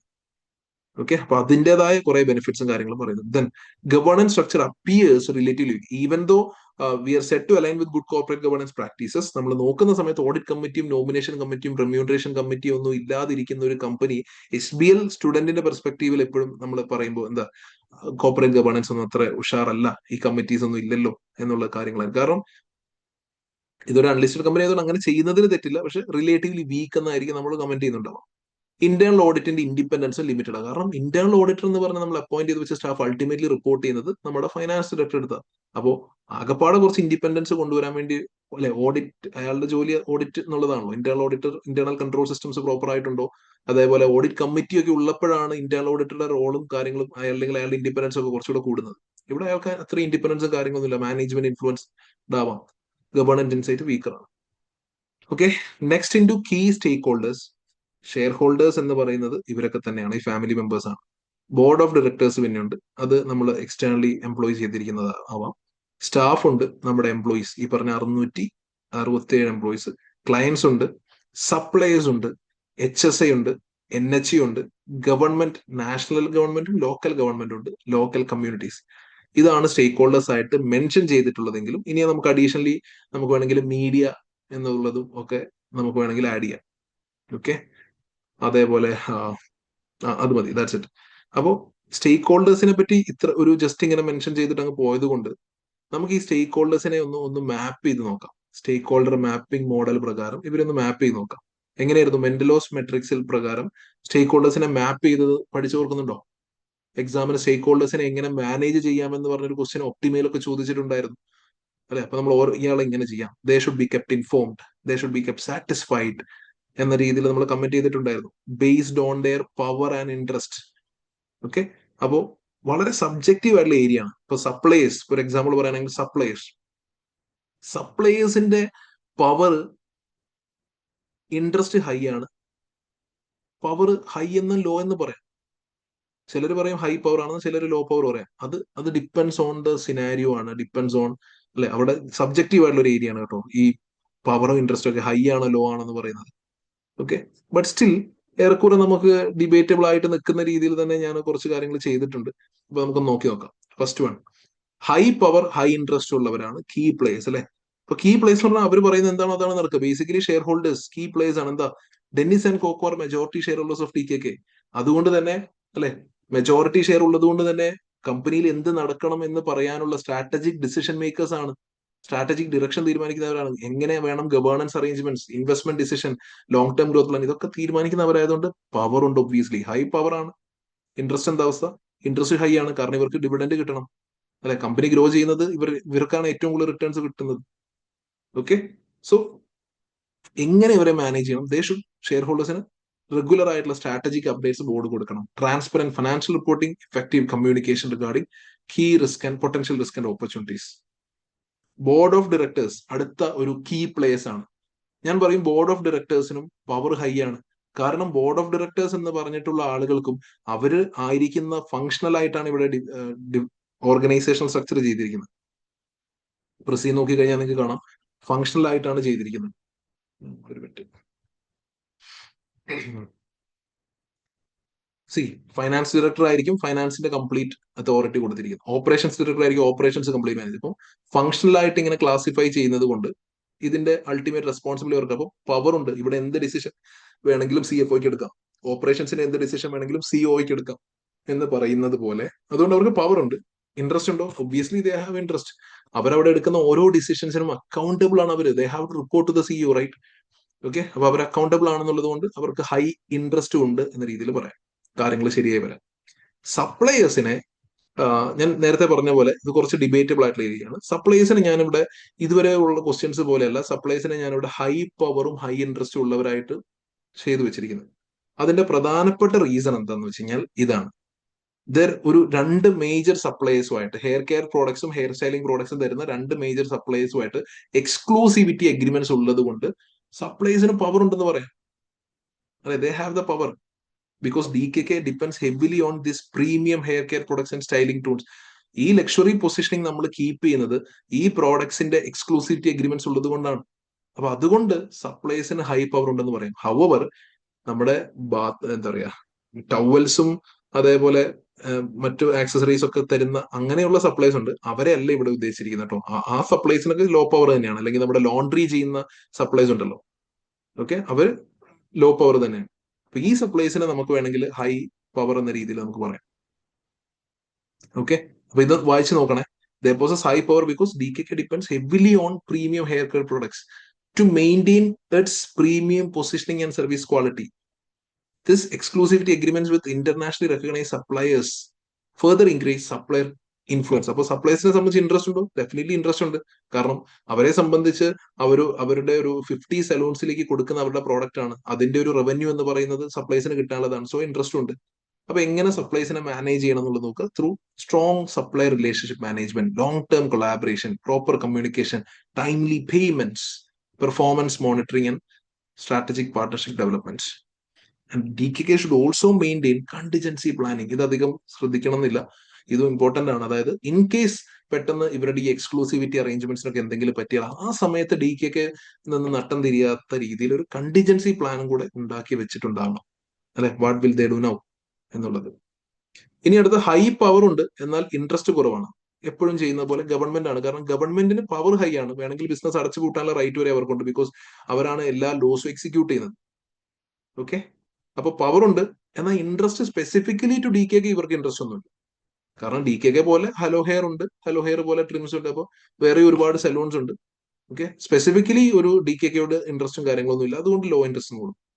അതേപോലെ തന്നെയാണ് HSAയുടെ കേസിലും HSA പവറും കാര്യങ്ങളും ഉണ്ട് എന്ന രീതിയിൽ പറയാം. ബിക്കോസ് അവര് ഓരോ സലൂണിനും റേറ്റിംഗ്സും കാര്യങ്ങളും കൊടുക്കുന്നുണ്ട്. ആ റേറ്റിംഗ്സ് ഇവരുടെ റെപ്യൂട്ടേഷൻ ബാധിക്കുന്ന ഒരു കാര്യമാണ്. അപ്പോൾ ബേസിക്കലി അങ്ങനെയൊക്കെ ഉള്ളത് കൊണ്ട്, അങ്ങനെ ഒരു സിസ്റ്റം ഒക്കെ വെച്ചത് കൊണ്ട് അവർക്ക് പവർ ഉണ്ടെന്ന രീതിയിൽ പറയാം. ഹൗവർ ആരോടെ നിർബന്ധമായിട്ട് രജിസ്റ്റർ ചെയ്യണമെന്നൊന്നുമില്ല. ഓക്കെ, പക്ഷെ സ്റ്റിൽ മാർക്കറ്റിൽ പൊതുവെ അക്സെപ്റ്റഡ് ആയിട്ടുള്ള ഒരു പ്രൊഫഷണൽ ഒരു ഇൻഡസ്ട്രി ബോഡി ആയിട്ടാണ് HSA പറയുന്നത്. അപ്പൊ അതുകൊണ്ട് പവർ ഉണ്ടെന്നും, എന്നാൽ ഇൻട്രസ്റ്റ് ലോ ആണ്. ഇൻട്രസ്റ്റ് ലോ എന്ന് പറഞ്ഞാൽ സ്പെസിഫിക് ടു DKK ഇല്ല, എല്ലാവരോടും ഒരേപോലെയാണ്. അല്ലെ, DKK എക്സലന്റ് വെച്ചത് DKKയോട് സ്പെഷ്യലി ഒരു ഇൻട്രസ്റ്റ് ഉള്ളത് കൊണ്ടാണോ DKK ഇവര് എക്സലന്റ് സർവീസ് ക്വാളിറ്റി എന്ന രീതിയിൽ അവർ മാപ്പ് ചെയ്യാൻ കാരണം? ഒരിക്കലും അല്ല. DKK എക്സലന്റ് കൊടുക്കാൻ കാരണം ആ കണ്ടീഷൻസ് മീറ്റ് ആയതുകൊണ്ടാണ്. നമ്മൾ ഓൾറെഡി പ്രീമിയം പൊസിഷൻഡ് ആയതുകൊണ്ട് നമ്മൾ സ്കിൽഡ് ആൻഡ് എക്സ്പീരിയൻസ്ഡ് ആയിട്ടുള്ള ആളുകളെ വെക്കുന്നുള്ളൂ. നമ്മുടെ സേഫ്റ്റി സ്റ്റാൻഡേർഡ്സ് അത്ര ഹൈ ആണ്. ഓക്കെ, ഇനി ലോ പവറും ഹൈ ഇൻട്രസ്റ്റും. പവർ കുറവാണ്, എന്നാൽ ഇൻട്രസ്റ്റ് ഹൈ ആണ്. അവിടെ നമ്മൾ സ്റ്റാഫിനെ കൊണ്ടുവരികയാണ്. എന്ന് വെച്ചാൽ സ്റ്റാഫിന് പവർ ഉണ്ടോ? നിങ്ങൾക്ക് എഴുതുന്ന സമയത്ത് പറയാം, ഡിബേറ്റബിൾ ആണ്. നമ്മൾ NCCPയുടെ ക്വസ്റ്റ്യനിലൊക്കെ ക്ലാസ്സിൽ ചെയ്ത പോലെ സ്റ്റാഫിന് പവർ ഉണ്ട്, കളക്റ്റീവ്ലി ദേ ഹാവ് പവർ. ഈ 667 സ്റ്റാഫ് ഒന്നിച്ച് വന്നിട്ട് ഒരു കാര്യം പറഞ്ഞു കഴിഞ്ഞാൽ ഡെഫിനറ്റ്ലി ദേ ഹാവ് പവർ. അല്ലെ, ബിസിനസ് ഡിസറപ്റ്റ് ആയി പോകും. പക്ഷെ 667 സ്റ്റാഫ് ഒന്നിച്ച് പറഞ്ഞ ഇതെല്ലാം പല ലൊക്കാലിറ്റിയിലും കാര്യങ്ങളൊക്കെയാണ്. അങ്ങനെ കളക്റ്റീവ്ലി അങ്ങനെ ഒത്തുകൂടുക എന്ന് പറയുന്നതും NHU ഒക്കെ ത്രൂ പോസിബിൾ ആകത്തുള്ളൂ, നമ്മുടെ യൂണിയൻ ഒക്കെ ത്രൂ പോസിബിൾ ആകത്തുള്ളൂ. അപ്പൊ ബേസിക്കലി സ്റ്റാഫിന് പവർ കുറവാണ്. However they have high interest because their livelihood is based on this organization. Okay, so they should be kept informed through effective communication, proper remuneration, competitive remuneration കൊടുക്കുക, CPD opportunities കൊടുക്കുക, recognition systems ഉണ്ടാവുക. Okay, so that is how they should be managed. ഇനി അടുത്ത clients, നമ്മുടെ കസ്റ്റമേഴ്സിന്റെ കേസിലും power ഇല്ല. എന്ന് വെച്ചാൽ സ്ട്രാറ്റജിക്കലി ഒരു കാര്യം പറയുന്നതിനും ഡിസിഷൻ എടുക്കുന്നതിനും അവർക്ക് പവർ ഇല്ലെങ്കിലും ഇവരുടെ ഇൻട്രസ്റ്റ് ഹൈ ആണ്. കാരണം ലക്ഷറി പൊസിഷനിങ് ഉള്ള, അല്ലെ, ഇത്രയും നമ്പർ വൺ, ഈ പ്രീമിയം പൊസിഷനിങ് ചെയ്യുന്നതിൽ ശരിക്കും നമ്മൾ നമ്പർ വൺ തന്നെയാണ്. So we should keep our clients informed and engage through consistent service quality, personalised consultation, efficient appointment system, loyalty programmes. Okay, that is how they should be managed. There should be an effective complaint resolution process. അവർക്കൊരു feel ഉണ്ടാവണം, ഞങ്ങൾ we are heard എന്നുള്ളൊരു feel അവർക്കുണ്ടാവണം. Okay, then comes NHU എന്ന് പറഞ്ഞാൽ national hair dressing union ആണ്. Okay, NHUവിന്റെ കേസിൽ NHU possess high interest because it represent the interest of employees. അതുകൊണ്ട് NHUവിന് ഇൻട്രസ്റ്റ് ഉണ്ടെന്ന രീതിയിൽ പറയാം. DKKയിൽ 667 എംപ്ലോയീസ് ഉണ്ടല്ലോ. ഓക്കെ, അത് ഡിബേറ്റബിൾ ആണ് കേട്ടോ. NHUവിന്റെ ഒക്കെ കേസ് പക്ക ഡിബേറ്റബിൾ ആണ്. കളക്റ്റീവ്ലി പവർ ഉണ്ട്, ഹൈ പവർ ഉണ്ട് എന്ന രീതിയിൽ പറയാം. ഓക്കെ, സോ NHUവിനെ എങ്ങനെ മാനേജ് ചെയ്യണം എന്ന രീതിയിലാണ് ഇവിടെ കുറച്ച് കാര്യങ്ങൾ പറയുന്നത്. Okay, then next one, low power low ഇൻട്രസ്റ്റിൽ വേറെ ഒന്നും കിട്ടാത്തത് കൊണ്ട് നമ്മൾ ലോക്കൽ കമ്മ്യൂണിറ്റീസിന് പവർ ഒന്നുമില്ല, അല്ലെങ്കിൽ ഇൻട്രസ്റ്റും കുറവാണ്. DKKയുടെ സ്പെസിഫിക്കലി അങ്ങനെ ഇൻട്രസ്റ്റ് കാണിക്കേണ്ട കാര്യങ്ങളൊന്നും ഇല്ല എന്ന രീതിയിൽ അവരെ എങ്ങനെ മാനേജ് ചെയ്യണം എന്ന കാര്യങ്ങളൊക്കെ ഇതിൽ പറയുന്നുണ്ട്. പ്ലസ് നമുക്ക് വേറെയും കുറച്ച് ചെറിയ ചെറിയ സ്റ്റേക്ക് ഹോൾഡേഴ്സ് ഉണ്ടായിരുന്നു. ഈ ലോണ്ടറി അങ്ങനെയുള്ള സപ്ലൈസും കാര്യങ്ങളൊക്കെ ക്വസ്റ്റ്യനിൽ പറയുന്നുണ്ട്. ഓക്കെ, അവരും എങ്ങനെയാണോ, അവരും probably low power low interest ആയിട്ടുള്ള ആൾക്കാരായിരിക്കും, അല്ലെങ്കിൽ ലോ പവർ ഹൈ ഇൻട്രസ്റ്റ് പറയാം. അവർക്ക് വേറെ കസ്റ്റമേഴ്സ് ഒന്നും ഇല്ലാന്നുണ്ടെങ്കിൽ അത് നമ്മൾ സിനാരിയോ നോക്കിയിട്ട് മാത്രം തീരുമാനിക്കുക. ഓക്കെ, അഗെയിൻ കുറെ സബ്ജക്റ്റീവ് ആയിട്ടുള്ള കാര്യങ്ങൾ അതിലുണ്ട്. അടുത്തത് ബോർഡിന്റെ ഓർഗനൈസേഷണൽ സ്ട്രക്ചറിലേക്ക് പോവാണ്. ഇതുവരെ നമ്മൾ സാധാരണ കാണുന്നതിൽ നിന്നും വ്യത്യസ്തമായിട്ടുള്ള ഒരു സ്ട്രക്ചറാണ്. ഹവർ യൂണിറ്ററി സ്ട്രക്ചർ ആണെന്ന് ഓർക്കുക.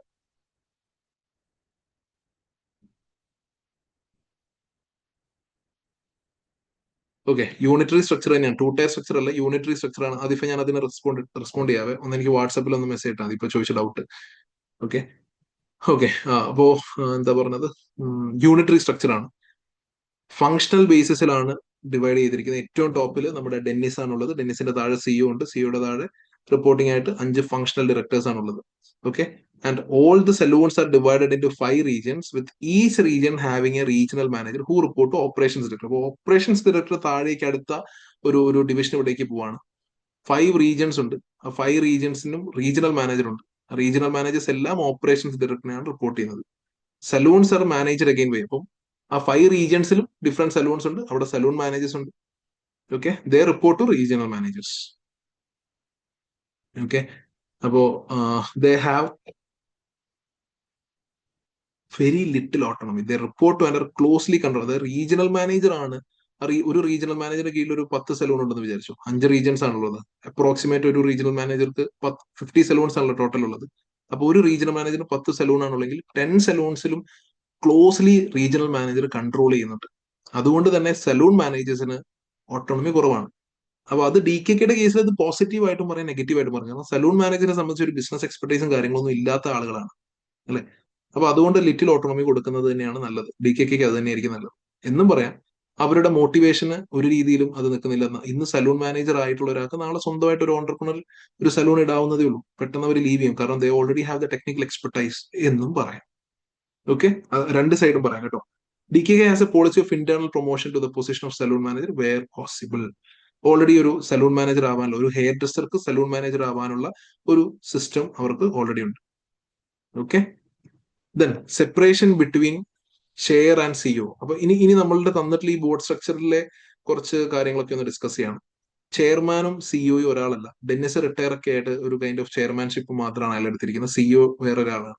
അപ്പൊ ഇവരുടെ റോള് സെപ്പറേറ്റ് ചെയ്തിരിക്കുന്നത് നമ്മൾ നല്ല ഗവേണൻസിന്റെ ഭാഗമായിട്ട് പറയുന്ന ഒരു കാര്യം. Roles of CEO and chairman should be separate എന്ന് ചാപ്റ്റർ നമ്പർ 6 നമ്മൾ വളരെ വിശദമായിട്ട് പഠിച്ചതാണ്, എന്തുകൊണ്ടാണെന്നുള്ളത്.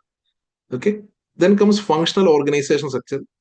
ഓക്കെ, നമ്മൾ സലൂൺസിന്റെ ഏരിയ അനുസരിച്ചൊന്നും അല്ല കാറ്റഗറൈസ് ചെയ്തിരിക്കുന്നത്. പക്ക ഫംഗ്ഷൻ, ഫൈനാൻസ് എന്ന function, creative function, operations, marketing, HR, ഇങ്ങനെ 5 ഫംഗ്ഷൻസിനെ ബേസ് ചെയ്തിട്ടാണ് നമ്മൾ മൊത്തം ഓർഗനൈസേഷനെ സ്ട്രക്ചർ ചെയ്തിരിക്കുന്നത്.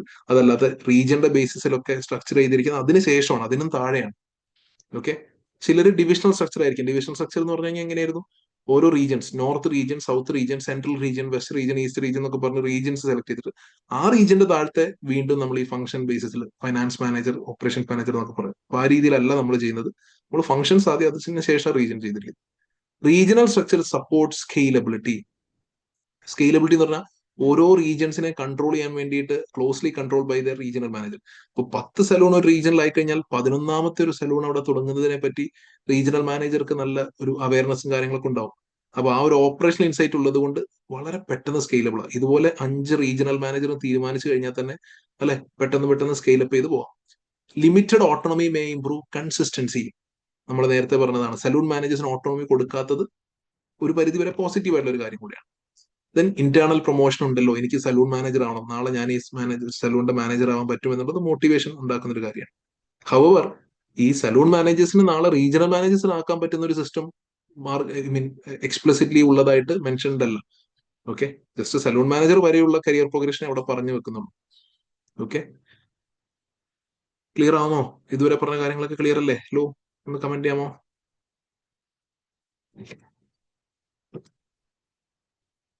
ഓക്കെ, ഞാൻ ഈ ഡോക്യുമെന്റിൽ പിന്നെ ഇപ്പൊ ഞാൻ പറഞ്ഞ കാര്യങ്ങൾ തന്നെയാണ് ഈ ഡോക്യുമെന്റിൽ ഉള്ളത്. അത് വേർഡിങ്സ് സെന്റൻസ് ഫ്രെയിം ചെയ്ത് വെച്ചതേ ഉള്ളൂ കേട്ടോ. അതെന്തിനാന്ന് വെച്ചാൽ നിങ്ങൾക്ക് എക്സാമിന് അത് അപ്ലൈ ചെയ്യാൻ വേണ്ടിയിട്ടാണ്.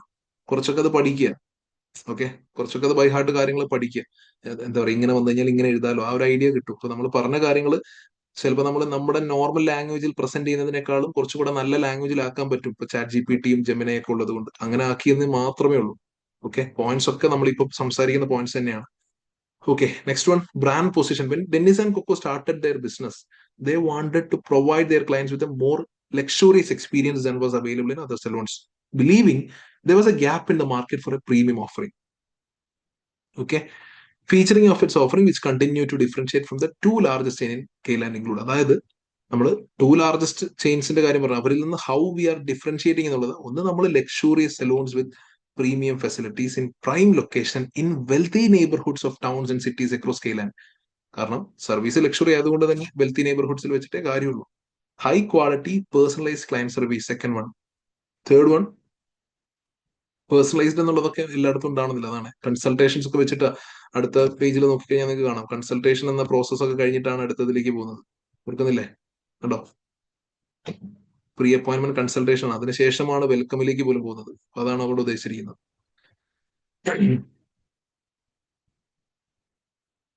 പിന്നെ expert hair dressers who are required by DKK to hold the full complement of HSA qualification. HSA പറയുന്ന എല്ലാ ക്വാളിഫിക്കേഷനും കംപ്ലീറ്റഡ് ആയിട്ടുള്ള ഹെയർ ഡ്രസ്സേഴ്സിനെയാണ് DKK ഹോൾഡ് ചെയ്യുന്നത്. DKK അങ്ങനെ ഒരു സ്റ്റാൻഡേർഡ് വെച്ചിട്ടുണ്ട്.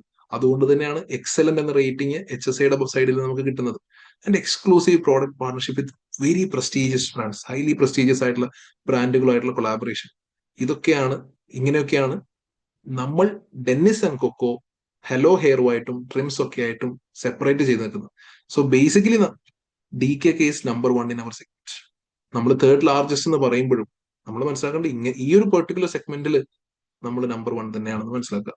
Although an expanding regional chain as well as increasing number of individuals are now successfully replicating some or all aspect of DKK's offering. അതായത് ശക്തമായ കോമ്പറ്റീഷൻ വരുന്നുണ്ട്, നമ്മൾ എൻട്രി ബാരിയേഴ്സ് ഒന്നും ഇല്ല എന്ന് പറയുമ്പോൾ വേറെ ഒരുപാട് സലൂണുകൾ പേഴ്സണലൈസ്ഡ് ക്ലയന്റ് സർവീസ് എന്നൊക്കെ പറഞ്ഞ് മാത്രം വരുന്നുണ്ട്. അല്ലെങ്കിൽ ഞങ്ങളുടെ ഇവിടെ എല്ലാവരും എക്സ്പേർട്ട് ആണ് എന്ന് പറഞ്ഞിട്ട് ഈ ഒരു സംഗതി മാത്രമായിട്ട് ചിലർ എന്ത് ചെയ്യുന്നുണ്ട്, ഈ പറഞ്ഞ 4 കാര്യങ്ങളും സെറ്റ് ചെയ്തിട്ട് പുതിയതായിട്ട് സലൂൺസ് വരുന്നുണ്ട്. കാരണം ഈ 4 കാര്യങ്ങൾ ചെയ്യാന്ന് പറയുന്നത് അങ്ങനെ ഭയങ്കര ബുദ്ധിമുട്ടുള്ള കാര്യങ്ങളല്ല. നാളെ ഒരാൾ തുടങ്ങിയാൽ അയാൾക്ക് ചെയ്യാവുന്നുള്ളൂ. Luxurious salon with premium facilities ചെയ്യാവുന്നേ ഉള്ളൂ.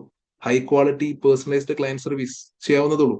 എക്സ്പേർട്ട് ഹെയർ ഡ്രസ്സേഴ്സ് കൂടുതൽ പേ ചെയ്തിട്ടാണെങ്കിലും നമുക്ക് ഇവിടെ തന്നെ കൊണ്ടുവരാം, DKK തന്നെ കൊണ്ടുവരാം. ദെൻ എക്സ്ക്ലൂസീവ് പ്രോഡക്റ്റ് പാർട്ണർഷിപ്പ്, ഇതായിരിക്കും കുറച്ചെങ്കിലും ഹാർഡസ്റ്റ് ആയിട്ടുള്ളത്. പക്ഷേ പ്രോപ്പർ നെറ്റ്വർക്ക് ഉണ്ടെങ്കിൽ അതും പോസിബിൾ ആണ്. കാരണം HSA തന്നെ എക്സിബിഷൻസും കാര്യങ്ങളും ഒക്കെ നടത്തുന്നുണ്ട്. ഓട്ടോമാറ്റിക്കലി അതൊക്കെ ഒരു നെറ്റ്വർക്കിംഗ് ഇവന്റ്സ് ആയിട്ട് മാറും. ഓക്കെ, അപ്പോൾ ഇവിടെ പറയുന്നതാണ് ഓൾസോ എക്സ്പാൻഡിങ് റീജിയണൽ ചെയിൻ. ഒരു റീജിയണൽ ചെയിനും അതേപോലെ വേറെ ഒരുപാട് ഇൻഡിവിജ്വൽ സലൂൺസും നമ്മളെ റെപ്ലിക്കേറ്റ് ചെയ്യുന്നുണ്ട്. DKK എന്താണ് ചെയ്യുന്നത്, അത് റെപ്ലിക്കേറ്റ് ചെയ്യുന്നുണ്ട്. അങ്ങനെയൊക്കെ ആണെങ്കിലും it is still the most well known premium hair dressing brand in K-land and loyalty to the brand is strong. Its clients, who tend to be from the wealthiest demographic of the population, are willing and able to pay premium price for its services. Okay, മനസ്സിലാവുന്നുണ്ടല്ലോ. Given this client base, DKK is more immune to downturns in the K-land economy than most hairdressing business. ബാക്കി ഇപ്പൊ DKKക്ക് അത്രയും ലോയൽ ആയിട്ടുള്ള clients ആയതുകൊണ്ട് തന്നെ നാളെ ഒരു economic down turn വന്നു എന്ന് വിചാരിച്ചിട്ട് ഈ വെൽത്തി ആളുകൾ മുടി വെട്ടാതിരിക്കും എന്ന് നിങ്ങൾക്ക് തോന്നുന്നുണ്ടോ? ഹെയർ കട്ടിങ്ങിന് പോകുന്നില്ല, അല്ലെങ്കിൽ അവർ ചെയ്തുകൊണ്ടിരുന്ന ആ ഒരു ഹെയർ ഡ്രസ്സിങ് സർവീസസ് അതൊക്കെ അവരുടെ വളരെ ഏറ്റവും നെസസിറ്റി ആയിട്ട് ട്രീറ്റ് ചെയ്യുന്ന കാര്യങ്ങളായിരിക്കും ഇതൊക്കെ. അപ്പൊ ഒരു ഇക്കണോമിക് ഡൗൺ ടേൺ വന്നു കഴിഞ്ഞാലും ശരിക്കും പറഞ്ഞാൽ നമുക്കത് പ്രശ്നമില്ല എന്നാണ് ബേസിക്കലി പറഞ്ഞു വരുന്നത്.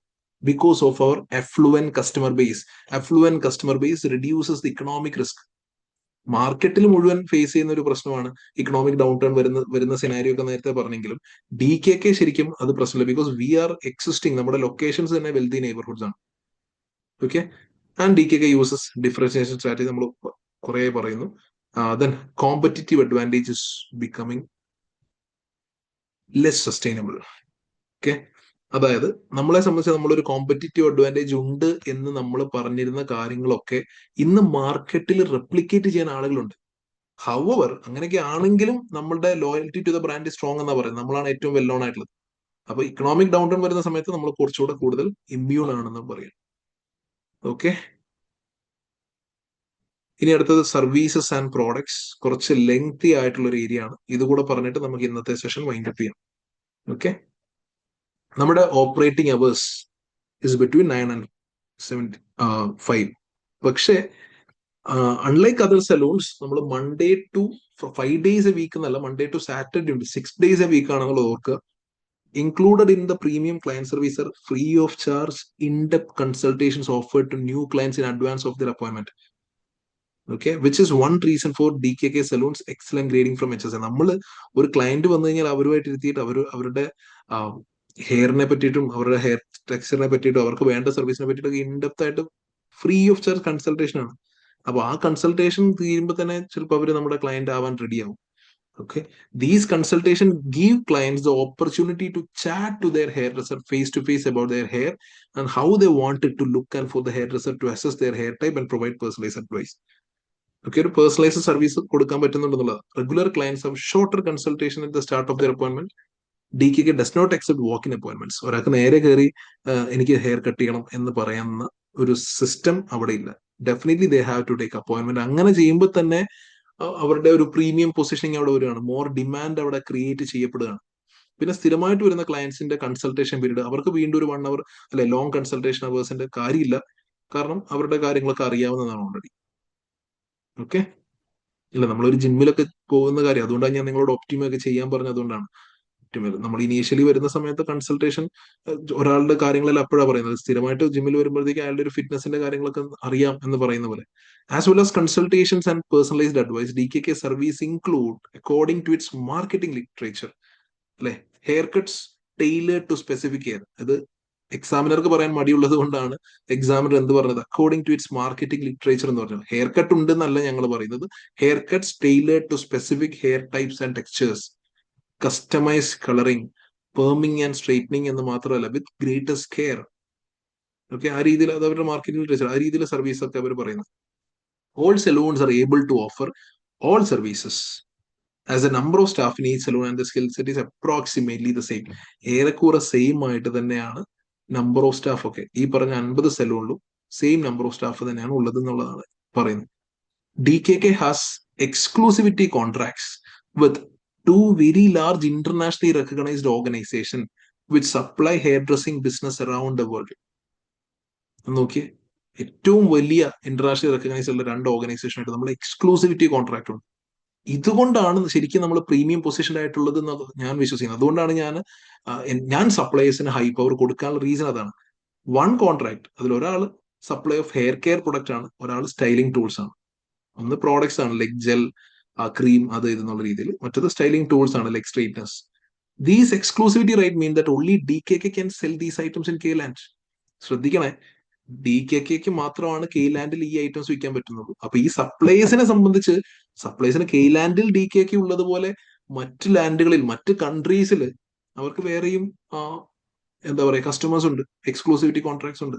എനിവേ കെയ്ലാൻഡിൽ അപ്പൊ നമ്മൾ ഈ പ്രീമിയം സെഗ്മെന്റിൽ വന്നു പെട്ടു, നമ്മൾ അവിടെ നമ്പർ 1 ആയത് ഈ പറയുന്ന എക്സ്ക്ലൂസിവിറ്റി കോൺട്രാക്ട്സ് ഉള്ളത് കൊണ്ട് കൂടിയാണ്. The products are popular with clients and DKK aims to obtain 6.2% of total revenue from retail sales. ഈ പറയുന്ന 2 ബ്രാൻഡും വളരെ പോപ്പുലർ ആണ്. അതുകൊണ്ട് തന്നെ നമ്മൾ കഴിഞ്ഞ 15 വർഷമായിട്ട് ഈ ഒരു KPI മീറ്റ് ചെയ്യുന്നുണ്ട്. ഏതാണെന്നറിയോ, 6.2% റവന്യൂ വരുന്നത് ഈ പറയുന്ന ഐറ്റംസ് വിറ്റിട്ടാണ്, പ്രോഡക്ട്സ് വിറ്റിട്ടാണ്. ഇൻഡസ്ട്രിയിൽ എല്ലാവരും 5% ഏൺ ചെയ്യുന്നുള്ളൂ, ബാക്കി 95%. അപ്പൊ നമ്മൾ 6.2 കഴിഞ്ഞ 15 വർഷമായിട്ട് ഏൺ ചെയ്യുന്നു എന്ന് പറഞ്ഞാൽ we are actually performing much better than others. Our last 12 months 6.1 അത് ഡ്രോപ്പ് ചെയ്തു എന്ന് വെച്ചാൽ ചെറിയൊരു കുറവ് അവിടെ വന്നിട്ടുണ്ട്. The business expected hairdressers to make hair care product recommendation to all clients, but there is no commission for hairdressers on retail sales.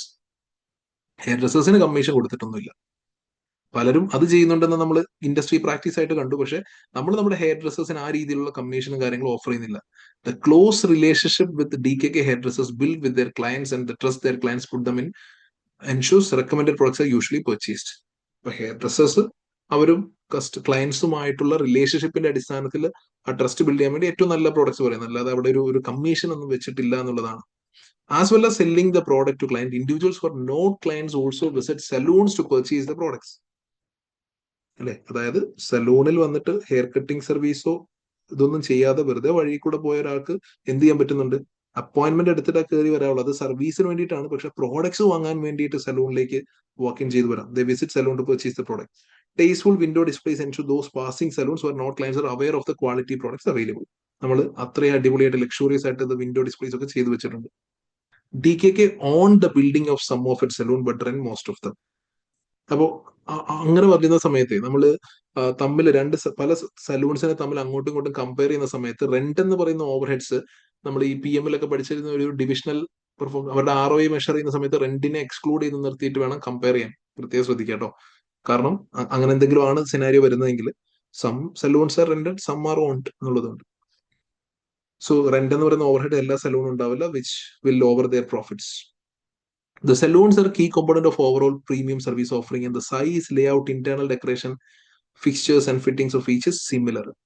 അപ്പോൾ അതാണ് ഞാൻ നേരത്തെ പറഞ്ഞത്. അങ്ങനെ സിമിലർ ആയിട്ടുള്ള ഒരു തീമിൽ ഇന്റീരിയർ ഒക്കെ ചെയ്യുന്ന സമയത്ത്, അക്യൂസിഷൻസ് വരുന്ന സമയത്ത് കൾച്ചറൽ തീമൊക്കെ സെയിം ആക്കേണ്ടി വരും.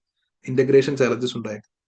Premium facilities of DKK Saloon include luxury reception areas where clients are welcomed by receptionists, offered refreshments while they wait for appointment, and where they can browse the retail products available. DKK aims to refurbish saloon every 3 years. ഓരോ 3 വർഷം കഴിയുന്ന സമയത്ത് ഈ salons എല്ലാം അവര് refurbish ചെയ്യുന്നു എന്ന് പറയുന്നത് തന്നെ ശരിക്കും പ്രീമിയം പൊസിഷനാണ്. അതായത് എപ്പോഴും അവർ ആ ഒരു ന്യൂ ഒരു പുതുമ നിലനിർത്തുക എന്നുള്ളൊരു സംഗതി ഉണ്ടല്ലോ, അതൊക്കെ അവർ ചെയ്യുന്നുണ്ടെന്നുള്ളതാണ്. ഓക്കെ. ഹവർ ഓരോ 3 ഇയേഴ്സ് കൂടുമ്പോഴും ആ ഒരു എക്സ്പെൻഡിച്ചർ ഇൻകർ ചെയ്യുന്നുണ്ട് എന്നുള്ളതാണ് നമ്മുടെ ലിക്വിഡിറ്റി എഫക്ട് ചെയ്യുന്ന ഒരു കാര്യം. Okay. So consultation based premium service മോഡലാണ് നമ്മുടെ. അതായത് വെറുതെ ലക്ഷറീസ് ഇൻഫ്രാസ്ട്രക്ചർ ഉണ്ടാക്കി വെക്കുക മാത്രമല്ല, ഇനീഷ്യലി കൺസൾട്ടേഷൻസ് ആണ്. This strengthens personalise service, improve customer trust and support premium positioning. ഇത് വളരെ ഇമ്പോർട്ടന്റ് ആയിട്ടുള്ള ഒരു കാര്യമാണ് എല്ലാ സർവീസ് ഇൻഡസ്ട്രി.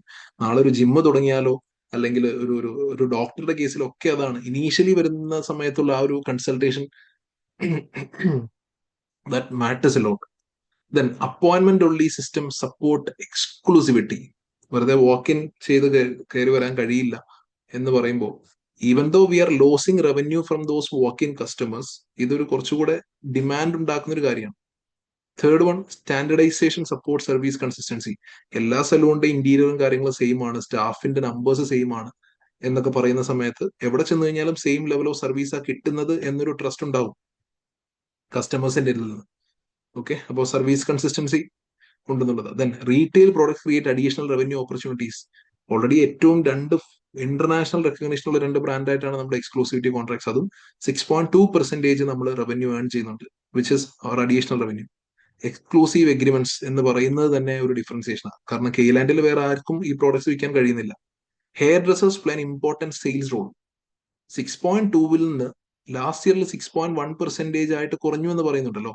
ആ കുറഞ്ഞു എന്ന് പറയുന്നതിന്റെ റീസൺ ആയിട്ട് നമുക്ക് എഴുതാൻ പറ്റുന്ന ഒരു കാര്യമാണ്, മേ ബി നമ്മളുടെ ഹെയർ ഡ്രസ്സേഴ്സിന്റെ ആ സെയിൽസ് സൈഡ് സ്കിൽസ് ഒക്കെ കുറച്ച് കുറഞ്ഞിട്ടുണ്ടാവാം.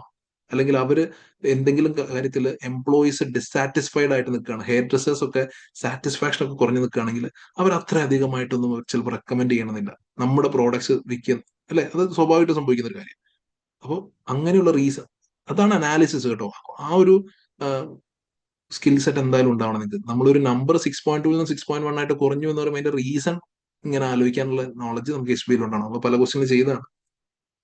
Then decline in retail Cape ചെയ്താ, ഇത് ഇപ്പൊ പറഞ്ഞ കാര്യം 6.2 നിന്ന് 6.1 ഈവൻ ദോ സ്മോൾ ആണെങ്കിലും, അല്ലെ, ചിലപ്പോൾ കോമ്പറ്റീഷൻ കൂടിയത് കൊണ്ടായിരിക്കാം, അല്ലെങ്കിൽ കസ്റ്റമറുടെ പർച്ചേസിംഗ് ബിഹേവിയർ മാറിയത് കൊണ്ടായിരിക്കാം, അല്ലെങ്കിൽ നേരത്തെ ഞാനിപ്പോ പറഞ്ഞ അപ്സെല്ലിങ്ങിന്റെ എഫക്റ്റീവ്നെസ് കുറഞ്ഞതുകൊണ്ടായിരിക്കാം, ഓൺലൈനിൽ നിന്ന് മേടിച്ചോളാം എന്ന പോയിന്റ് ആണ്. അതൊക്കെ റീസൺ ആണ്. ദെൻ ഫ്രീക്വന്റ് റീഫർബിഷ്മെന്റ് എന്ന് പറയുന്നത് നമ്മൾ ഓൾറെഡി പറഞ്ഞ ബ്രാൻഡ് ഇമേജ് കൂട്ടുന്ന കാര്യങ്ങളാണ്. ഓക്കെ. സോ ഇനി നമുക്ക് ഡിസ്കസ് ചെയ്യാനുള്ള സർവീസ് പ്രോസസ്സ് മുതലുള്ള പേജുകളാണ്, which will be discuss tomorrow. Okay. Clear ആണോ? ഇതുവരെ പറഞ്ഞ കാര്യങ്ങളൊക്കെ ക്ലിയർ ആണോ എന്ന് പറഞ്ഞേ.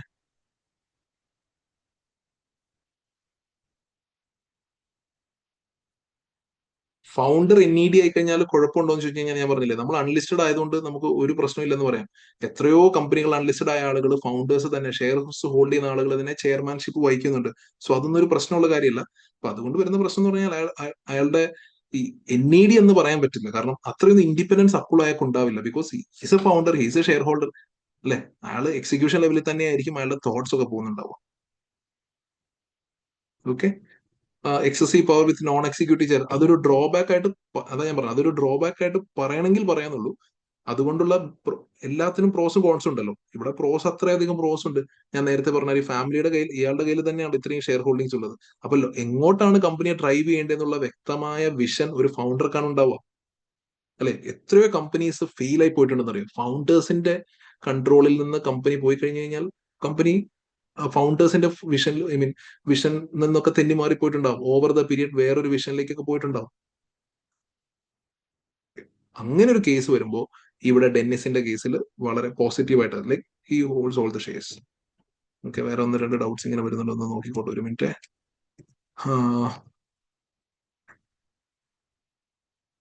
6.2% 15 ഇയേഴ്സിലേക്ക് പെർഫെക്റ്റ് റവന്യൂ കിട്ടും. അവിടെ സ്കെപ്റ്റിസിസം യൂസ് ചെയ്യാൻ പറ്റൂലേ? ഒരിക്കലും അവിടെ സ്കെപ്റ്റിസിസം യൂസ് ചെയ്യാൻ പറ്റില്ല. കാരണം റവന്യൂവിൽ 6.2% കിട്ടി എന്ന് പറഞ്ഞ എക്സാമിനർ നമുക്ക് തരുന്ന ഒരു information which is actually happen. അത് അങ്ങനെ കിട്ടിയൊരു സംഗതിയാണ്. 6.2%. ഇപ്പൊ നമുക്ക് അങ്ങനെ നോക്കിക്കഴിഞ്ഞാൽ നമ്മുടെ ഇവിടുത്തെ ക്വസ്റ്റ്യനിൽ നമുക്ക് ഏറ്റവും താഴെ കുറെ KPIs റവന്യൂ തന്നിട്ടില്ലേ? അങ്ങനെ തരുന്ന നമ്പേഴ്സ് ഒക്കെ കറക്റ്റ് ആയിട്ട് തന്ന നമ്പേഴ്സ് ആണ്. അതിനെ നമ്മൾ ക്വസ്റ്റ്യൻ ചെയ്യാൻ പോകരുത്. സ്കെപ്റ്റിസിസം യൂഷ്വലി തരുന്നത് ഈ എക്സ്ക്ലൂസിവിറ്റി അറേഞ്ച്മെന്റ്സ് ഉള്ളതിൽ വേറെ എന്തെങ്കിലും ഡീലുകളോ കാര്യങ്ങളോ ഉണ്ടോ, ഓക്കെ, അല്ലെങ്കിൽ അതിൽ വേറെ എന്തെങ്കിലും അറേഞ്ച്മെന്റ്സ് ഉണ്ടോ, അങ്ങനെയൊക്കെ അവിടേക്കാണ് സ്കെപ്റ്റിസിസം ടെസ്റ്റ് ചെയ്തുള്ളൂ. പിന്നെ നമ്മൾ അതിനെപ്പറ്റി ടെൻഷൻ അടിക്കേണ്ട, കാരണം സ്കെപ്റ്റിസിസം എവിടെ അപ്ലൈ ചെയ്യണം എന്നുള്ളത് എക്സാമിനർ തന്നെ എന്തായാലും മെൻഷൻ ചെയ്തിട്ടുണ്ടാവും. Okay, DKK is not giving commission to hairdressers for recommendation of a product because that could be a reason for reduced retail revenue. Yes, അങ്ങനെ ഒരു പോയിന്റ് എഴുതാം. അതായത് DKK മേ ബി ഹലോ ഹെയറിലും ട്രിംസിൽ പിന്നെ അത്രയും facilities ഒന്നും ചിലപ്പോൾ ഉണ്ടാകുന്നില്ല എങ്കിലും ഹലോ ഹെയറിലൊക്കെ റെക്കമെൻഡേഷൻസ് കൊടുക്കുന്നതിനനുസരിച്ച് ഹെയർ ഡ്രസ്സസിന് കമ്മീഷൻ ഉണ്ട്. അത് നല്ലൊരു എമൗണ്ട് വരികയാണ്, കാരണം സെയിൽസിലെ കമ്മീഷൻ എന്ന് പറയുന്നത് വലിയൊരു എമൗണ്ട് ആണ് എപ്പോഴും ഏത് കമ്പനീസിനും. അപ്പോൾ ആ രീതിയിൽ ഹെയർ ഡ്രസ്സേഴ്സിന് ഒരു മൾട്ടിപ്പിൾ റവന്യൂ ഓപ്ഷൻസ് ഉള്ളത് DKK ഇല്ല. മേ ബി അതുകൊണ്ടായിരിക്കാം അവർ ഒരു സ്ട്രോങ് റെക്കമെൻഡേഷൻസ് ഒക്കെ പയ്യെ പയ്യെ നിർത്തിയത് എന്ന രീതിയിലൊക്കെ പറയാം. Okay, since DKK is highly labor driven company, how do we mitigate that risk? Service ഇൻഡസ്ട്രിയാണ്, സർവീസ് ഇൻഡസ്ട്രി ആയതുകൊണ്ട് തന്നെ ലേബർ ഡ്രിവൺ ആണ്. അവിടെ നമുക്ക് ചെയ്യാൻ പറ്റുന്ന ഒരു കാര്യം ടെക്നോളജി കൊണ്ടുവരിക എന്നുള്ളതാണ്. പ്രോപ്പർ ആയിട്ട് ഒരു സലൂൺ മാനേജ്മെന്റ് സോഫ്റ്റ്വെയർ എന്ന് പറഞ്ഞിട്ട് ഒരു സംഗതി നമ്മൾ ഇംപ്ലിമെന്റ് ചെയ്തിട്ടുണ്ടെങ്കിൽ സലൂൺ മാനേജേഴ്സിന് ബിസിനസ് നോളജ് ഇല്ല എന്നുള്ള പ്രശ്നം, പിന്നെ അവർക്ക് ലീഡർഷിപ്പ് ട്രെയിനിങ് ഒന്നും കൊടുക്കേണ്ട കാര്യമില്ല. കാരണം കിട്ടേണ്ട റിപ്പോർട്ട്സ് ഒക്കെ റീജിയണൽ മാനേജർക്കും ഓപ്പറേഷൻസ് ഡയറക്ടറും ഡേ ബൈ ഡേ കിട്ടിക്കൊണ്ടിരിക്കുകയാണ്. അല്ലെ, അയാൾക്ക് എന്താണ് അവിടെ സംഭവിച്ചതെന്നുള്ള ഇൻപുട്സ് മാത്രം ഇട്ട് കൊടുത്താൽ മതി. അപ്പോൾ ടെക്നോളജി കൊണ്ട് റീപ്ലേസ് ചെയ്യാന്നുള്ളത്, അല്ലെ, മാനുവലിനെ നമ്മൾ ഓട്ടോമേറ്റ് ചെയ്യാന്നുള്ളതല്ലേ ചെയ്യാനുള്ളൂ. അപ്പോൾ ആ റിസ്ക് അങ്ങനെയാണ് മിറ്റിഗേറ്റ് ചെയ്യുക. അപ്പോൾ അവിടെ ലേബർ കുറയ്ക്കേണ്ടി വരില്ലേ? തീർച്ചയായിട്ടും കുറയ്ക്കേണ്ടി വരും, തീർച്ചയായിട്ടും കുറയ്ക്കേണ്ടി. ഇപ്പൊ നമ്മൾ ഇപ്പൊ എംപ്ലോയീസിന്റെ നമ്പേഴ്സ് ഒക്കെ പറഞ്ഞ സമയത്ത് എസ്പെഷ്യലി നമ്മൾ എവിടെയാണ് ഹെഡ് ഓഫീസിലൊക്കെ നമ്പേഴ്സ് കുറിച്ചല്ലോ. ഹെയർ ഡ്രസ്സേഴ്സ് നമുക്ക് ഇപ്പൊ ടെക്നോളജി കാര്യങ്ങളൊന്നും അങ്ങനെ പറഞ്ഞിട്ടില്ല, നമുക്ക് അറിയത്തില്ല സിനാരിയോയിൽ അങ്ങനെ എവിടെയോ ഇപ്പൊ അതെ സോഷ്യൽ മീഡിയാസിലൊക്കെ ഒന്ന് രണ്ട് വീഡിയോസ് ഒക്കെ ഇങ്ങനെ കാണാറില്ലേ, വെറുതെ ഒരു മെഷീന്റെ ഉള്ളിൽ തല കൊണ്ട് വെച്ചിട്ട് ഏതാണോ സ്റ്റൈല് ചൂസ് ചെയ്യുക സെലക്ട് ചെയ്ത് കഴിഞ്ഞാൽ അത് 10 മിനിറ്റ്സിനുള്ളിൽ 5 മിനിറ്റ്സിനുള്ളിൽ അങ്ങനത്തെ വീഡിയോസ് ഒക്കെ വീഡിയോസ് കുറെ ജനറേറ്റഡ് ആയിട്ടൊക്കെ കണ്ടിട്ടുണ്ട്. അപ്പോൾ അത്രയും വലിയ രീതിയിൽ ടെക്നോളജിക്കൽ ഇന്റഗ്രേഷനിലേക്കൊന്നും ഉടനെ ഇൻഡസ്ട്രി പോകും എന്ന് ചിന്തിക്കുകയേ വേണ്ട. നമുക്ക് അങ്ങനത്തെ സിനാരിയോസ് ഒന്നും എക്സാമിന് ഉണ്ടാവില്ല എന്നുള്ളത് ഏകദേശം ഉറപ്പിച്ച് പറയാൻ എനിക്ക് പറ്റും. കാരണം എന്താന്ന് വെച്ച് കഴിഞ്ഞാൽ തന്നിരിക്കുന്ന പ്രസീനിൽ തന്നെ വലിയ എന്തോ സംഭവമായിട്ടാണ് online booking appointments revolutionising the industry എന്ന് പറയുന്നത്. ഏതാ വെബ്സൈറ്റിൽ ബുക്ക് നൗ ഇന്ന ദിവസം വൈകിട്ട് ഒരു 6 മണി മുതൽ 7 മണി വരെ ഒരു അപ്പോയിന്റ്മെന്റ് എടുക്കുന്ന കാര്യം പോലും, അല്ലെ. അപ്പൊ അത്രയും technology, even though we are a developed economy കാര്യങ്ങളൊക്കെയാണെന്നൊക്കെ പറഞ്ഞു കഴിഞ്ഞാലും ആ ലെവലിലേ ടെക്നോളജി എത്തിയിട്ടുള്ളൂ.